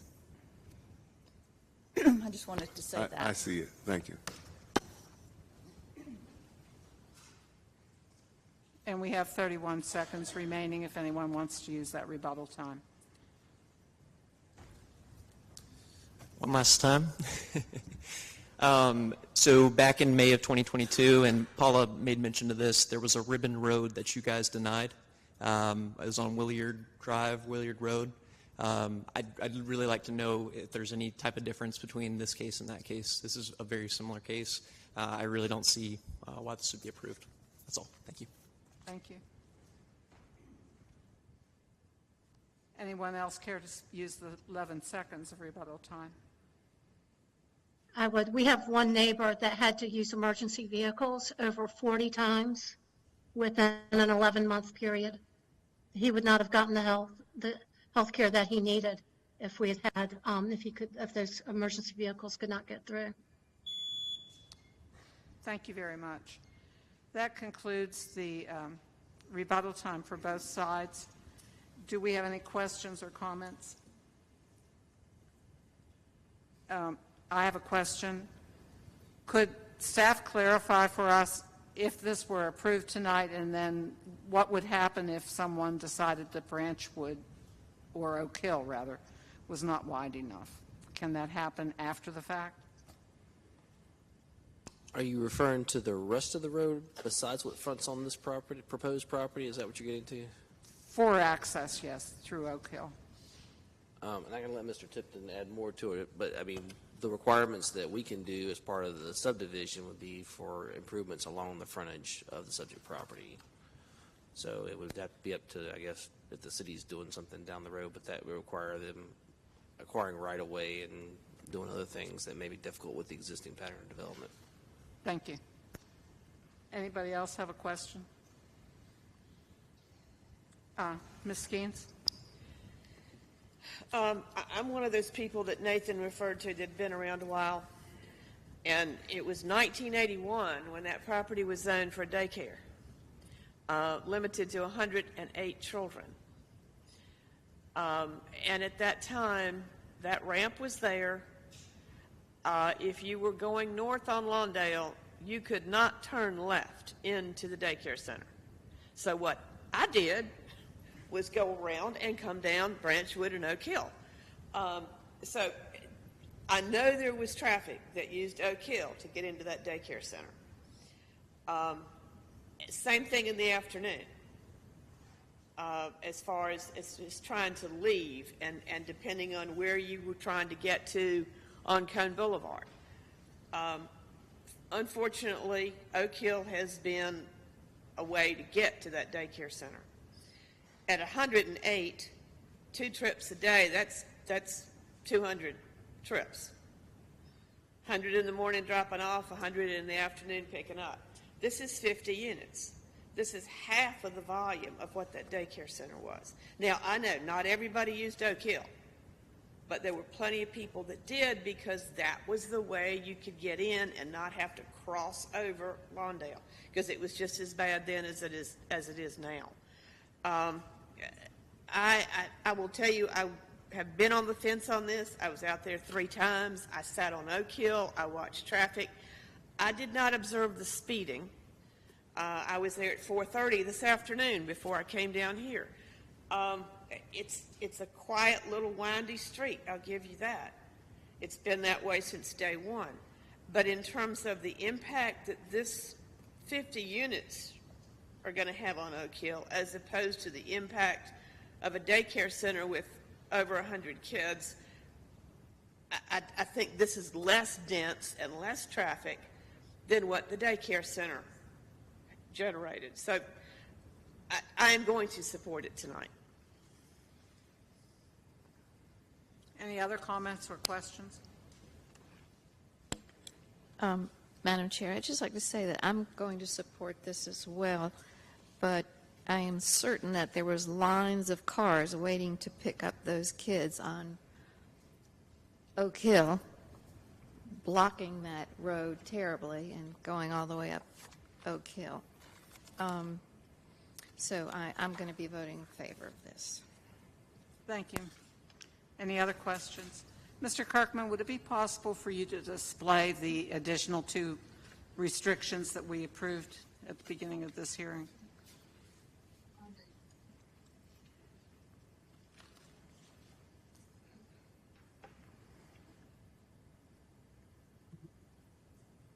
So, for me, in my comment, I appreciate the fact that this was continued at some point and came back with some consideration given to concerns, and so I appreciate that the number of units is restricted as well as that there would the density of 50 townhomes and also the height requirements.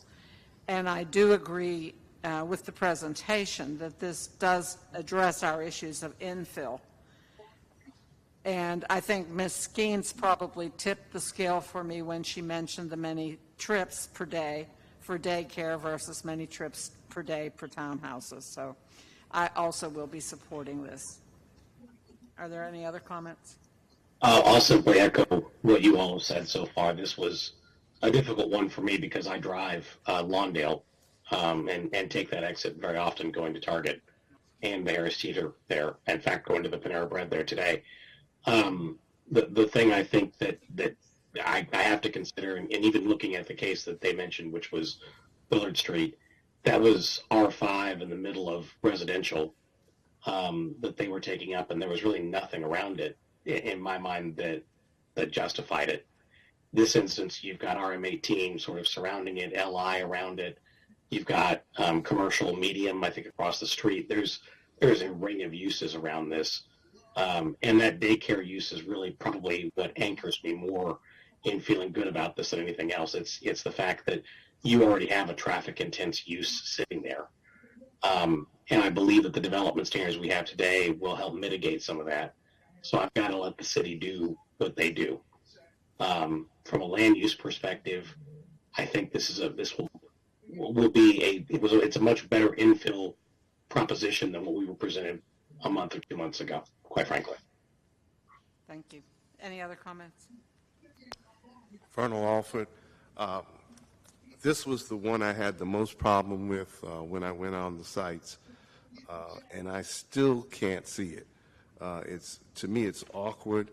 It may be awkward now and still going to be awkward if we accept it. So I don't think I can. I don't think I can go with this particular proposal. Thank you. Anyone else? If not, I would entertain a motion. Madam Chair, for item Z-23-02-013, the Greensboro Planning and Zoning Commission believes that this action is to recommend approval of the rezoning request for the properties at 2903 Lawndale Drive, 2201, 2203, 2205 Oak Hill Drive from R3 Residential Single Family 3 and CDRM 8 Conditional District Residential Multifamily 8 to CDRM 18 Conditional District Residential Multifamily 18 to be consistent with the adopted GSO 2040 Comprehensive Plan and considers the action taken to be reasonable and in the public interest for the following reasons. The request is consistent with the Comprehensive Plan's future built form map and future land use map. The proposed CDRM 18 zoning district as conditioned permits uses which fit the context of surrounding area and limits negative impacts on the adjacent properties. The request is reasonable due to the size, physical conditions, and other attributes of the area, and it would benefit the property owner and surrounding community, and approval is in the public interest. Thank you, Mr. Bryson. Second, Commissioner Maggot. Thank you, Ms. Maggot. We have a motion and a second. Any other comments? We'll vote. Ms. Glass? Aye. Ms. Skeens? Aye.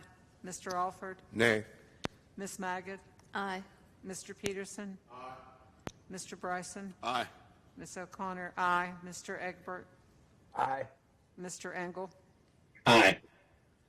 This approval constitutes final action unless an appeal is submitted in writing to the Planning Department and the appeal fee is paid within 10 days. Anyone may file such an appeal. All such appeals will be subject to a public hearing at the Tuesday, March 21st, 2023 City Council meeting. All adjoining property owners will be notified of any such appeal. Thank you. That concludes our public hearings. We have now on our agenda items from the Planning Department. We don't actually have any additional items for the commission this evening. There have been some emails we sent out about some of the plan updates, and we'll continue to move forward with those, get additional updates from Mr. Clegg with the Long Range Planning Division, but that's just more of a preview to know that those are coming to the commission in the next couple of months.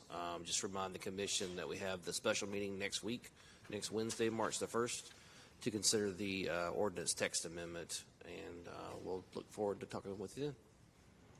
Thank you, Mr. Kirkman. So we will have a special meeting on March 1st, a public hearing that has been noticed, and we will be here on March 1st at 5:30 in the afternoon for a public hearing on short-term rentals. Madam Chair, I have a question. Yes, Mr. Alford. Can you tell me which cities have adopted these kinds of short-term rental? There are a few small communities, but as far as the larger communities, Asheville, Wilmington, Raleigh, and Chapel Hill are the only ones that have adopted the rules. Asheville, Wilmington, okay. Yes. Several others have considered them but have not adopted anything. Okay. Chapel Hill is adopted, Yes, they have adopted rules, yes. and Charlotte's working on Yes. Charlotte's looking at it, and several other communities are looking at it, but nothing has been. If somebody's asking a question, we can't hear it. They're asking about jurisdictions that have adopted rules for short-term rentals. But we'll provide more details next week with that information. But yeah, generally it's a handful as far as the state goes. Okay. All right, thank you. Thank you. Are there any items from commission members? Yes. Ms. Keynes? Can we talk about the June meeting? We moved April, and I would like to see us do the same thing for June, because we're tuned in to Mondays. Wednesdays gets into a whole nother field that, I know that our chair has issues. Could we back June up just like we did April to keep it on a Monday? And we've got enough notice, though, that we're not going to get in trouble with our applications. It's a question, and if anybody else feels similarly, Wednesdays gets a little awkward. So that would be Monday, June the 12th. Can we follow up with the commission? Because that's a few months out. I got to figure out if there's any other conflicts real quick. Yeah, I actually looking. I mean, I'm having trouble with that Wednesday too. Well, that's helpful for us to know that we've got, because we have several absences. I'd rather you know now than when you have to get quorum. So. Yes, definitely. Okay, all right. Well, we'll look at the 12th. We've got to make sure, obviously, we have availability on GTN and a couple of things like that, and we'll follow back up with the commission. Thank you. We appreciate that. Chair O'Connor, the only thing I wanted to mention, I didn't get my book until Saturday. Not that I was here to get it, but that's too short. That's really too short. So we've either got to go back to, I'm happy to pick it up, but I can't get it on the weekend. That's not enough time. And I think perhaps that's a delivery problem because mine came earlier in the week. So I'm sure they probably all went out at about the same time. They were mailed on Wednesday, according to my postmark, and I don't get mail until between 5 and 6. So it was 5 o'clock Thursday before I got mine, and that's unusual. Usually from downtown to my house takes 2 days, sometimes 3. Yeah. We appreciate the comments, and we'll make sure we get that information to you in a timely manner for the regular March meeting. Thank you. Well, and I know this was a tough month because of all the cases. And what does next month look like since we're on the subject? I'll defer to Mr. Carter. I don't actually remember how many we have on March at this point. We'll get the answer in just a minute. We'll see. I think that tonight's agenda seemed somewhat daunting, so I would like to thank and compliment the staff for all you did to keep things moving and organized, and I'm very pleased that we could move forward so quickly this evening. So thank you for everything you do that nobody gets to recognize, but we like the result. So thank you. We have 11 cases on the agenda next month. Yes. We're very busy in Greensboro these days. But I'm not going there. Never mind. Okay. Yeah. All right. Thank you. Any other comments? If not, I guess I would accept a motion to adjourn. So moved. Thank you. We'll adjourn. Chair O'Connor, for moving us along with such swiftness. And thank you, Mike and Luke. Yes, yes. Recording Thank you all stopped. for your efforts.